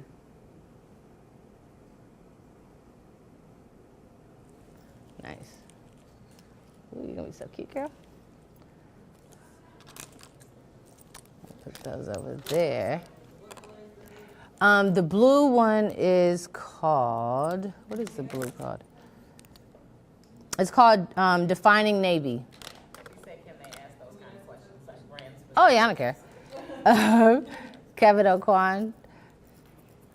So now that I have that part together, I'll get to the real meat and potatoes, which is foundation. A lot of people have so many questions about foundation and how you should apply it and what color and how you know what color is yours. I always say match before you buy something. If you put it on in Sephora, go outside and look at it. Take a picture of yourself and really look at it before you invest your money, because once you buy it, you pretty much have it. It's not like Iwi Fresh where you can put it on your butt. It's just, it's there. Y'all's butts are gonna be really nice. So again, I love this brand because it was amazing for women of color. Just what they did with this was so amazing. I like to put on foundation with a brush or my fingers. It really doesn't matter to me, but I'm gonna actually do a little finger first just to show you all of how I like to match. So I like something that melts into the skin. It shouldn't be, you shouldn't see a difference from here to here. So turn this way a little bit, over here. If you can see, it's kind of melting in her skin. Shouldn't really see it. That's the whole thing, right? Okay. So I'm gonna take a little more. This is 303. 303 is such a popular color. So if you have it, liquid gold. I'm just gonna start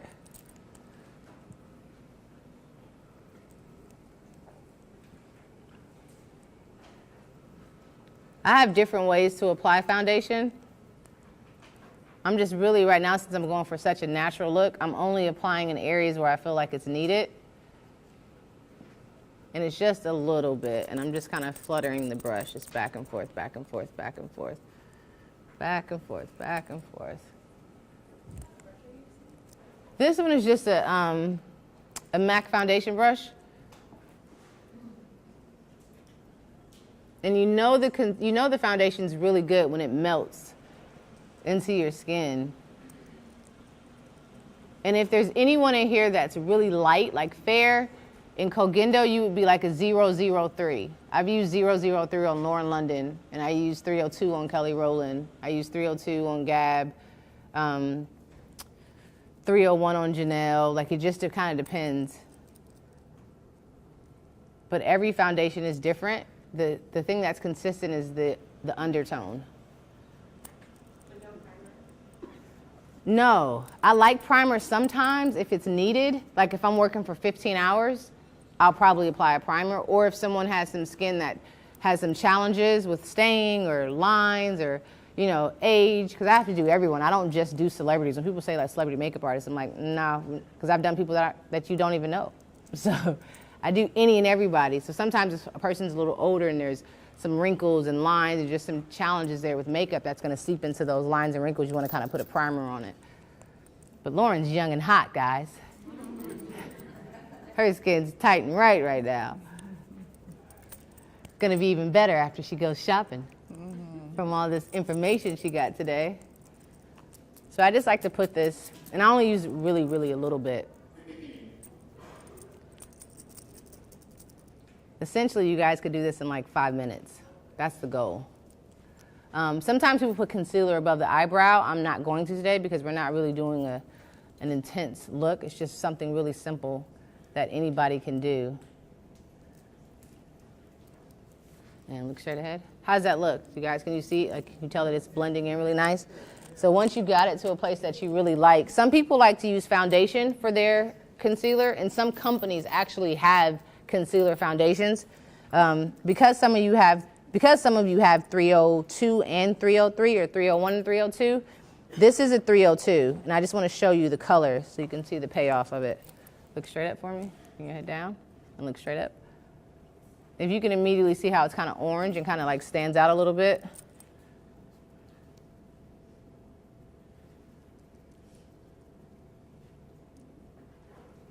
And this is still foundation. This is just the 302. And I'm only using it right under here.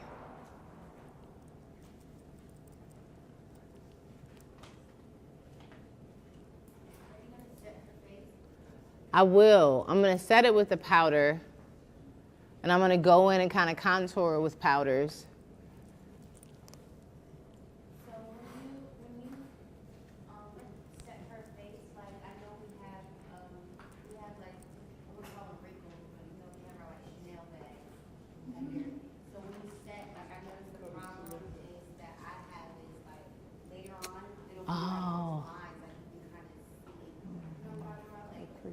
Like in the crease area, I'm still trying to figure that part out. But what I've learned is finding a concealer or a foundation that isn't as emollient, doesn't have a lot of oil in it. They're mostly drying foundations. Drying concealers foundations. Those work well under that area because they're really not gonna move. I don't like to use them all the time, but sometimes you gotta do what you gotta do. It's like, eh. But I'd like MAC makes one that's really good, and that you really can't, it's still gonna, it depends on how long you're wearing it too. But I'm gonna go slightly lighter now, just to kind of highlight under this area. And when people talk about highlighting and contouring, your face is naturally, there's natural highlights and natural contours already. Most of us start to contour around here where it gets a little dark. That's kind of like your natural contour. But I'm only going with a little lighter just to kind of show that you can, and you don't have to always do foundation first. I just did the foundation so you guys could see the color difference between 301, 302, 303. But this is a slightly lighter color. Look straight up to the ceiling for me and make this face. That way it opens, yep, do it again. That way it opens up this whole area so you can really press the concealer and get the color and get the whole scope. Well, this might have something to do with the makeup, but when you're on your eyes and you're wiping, do you wipe toward your nose or away from your nose? That's a Yolanda question. Do you wipe towards your nose when you're wiping makeup away? Underneath your eye. Oh, wow. I wipe away. What's the proper way? Away? Oh, I was right. I don't want to answer no question like that and not be right. I was right. So this is slightly lighter. Right there. Copy that.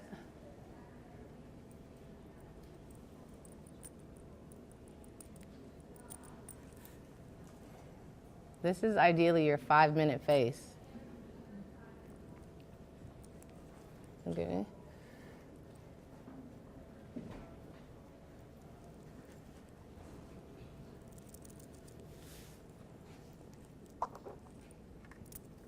I'm going to take a slightly darker color and just do her, right? And if you can tell, she's already a little dark right there. It's already there. Turn this way a little bit, slightly. Can you see where it's already her like natural little hue? I'm just adding a darker color. Turn back. Yep. And I'm going around right in here.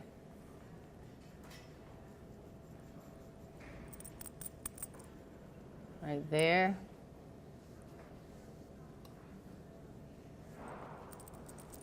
So you're really framing the face from here to there to there. It's like, and now I'm just blending down. I don't know if in your 5 minutes you guys would contour, but you can.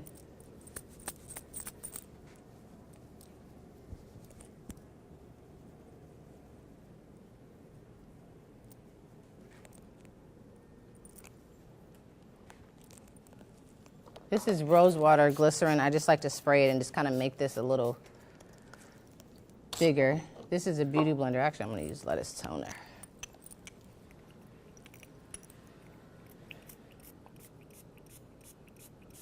The more you wet your beauty blender, the bigger it gets. So the more it kind of mimics skin, if that makes any sense. So I like to wet mine. A lot of people use theirs dry. I use them dry sometimes, but I really like to wet it and like let it expand.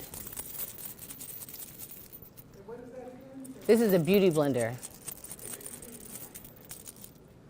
And then I just kind of go back and just press everything in. And some people apply their foundation with beauty blenders too. There's really, I don't believe in rules.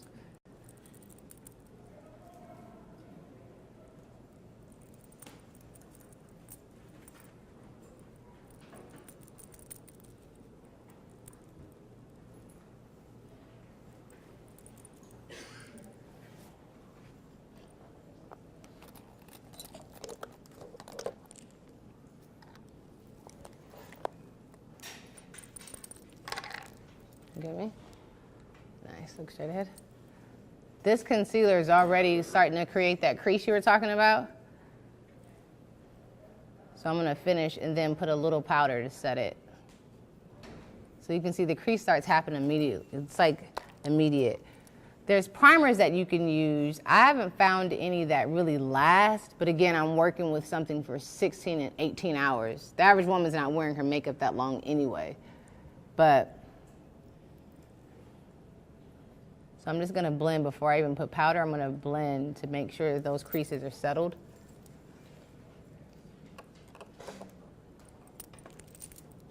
And look at me, look straight up to the ceiling. And I'm just using a little bit.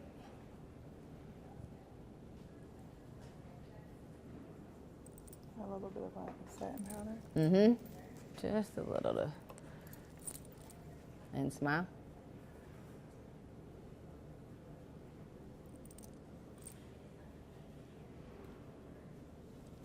And smile really big, like you really like me. This is one of my little like things that I like to do. I kind of start from the upper ear part and just kind of put a little powder there to kind of make the distinction of where the contour kind of starts and lies. It's right there.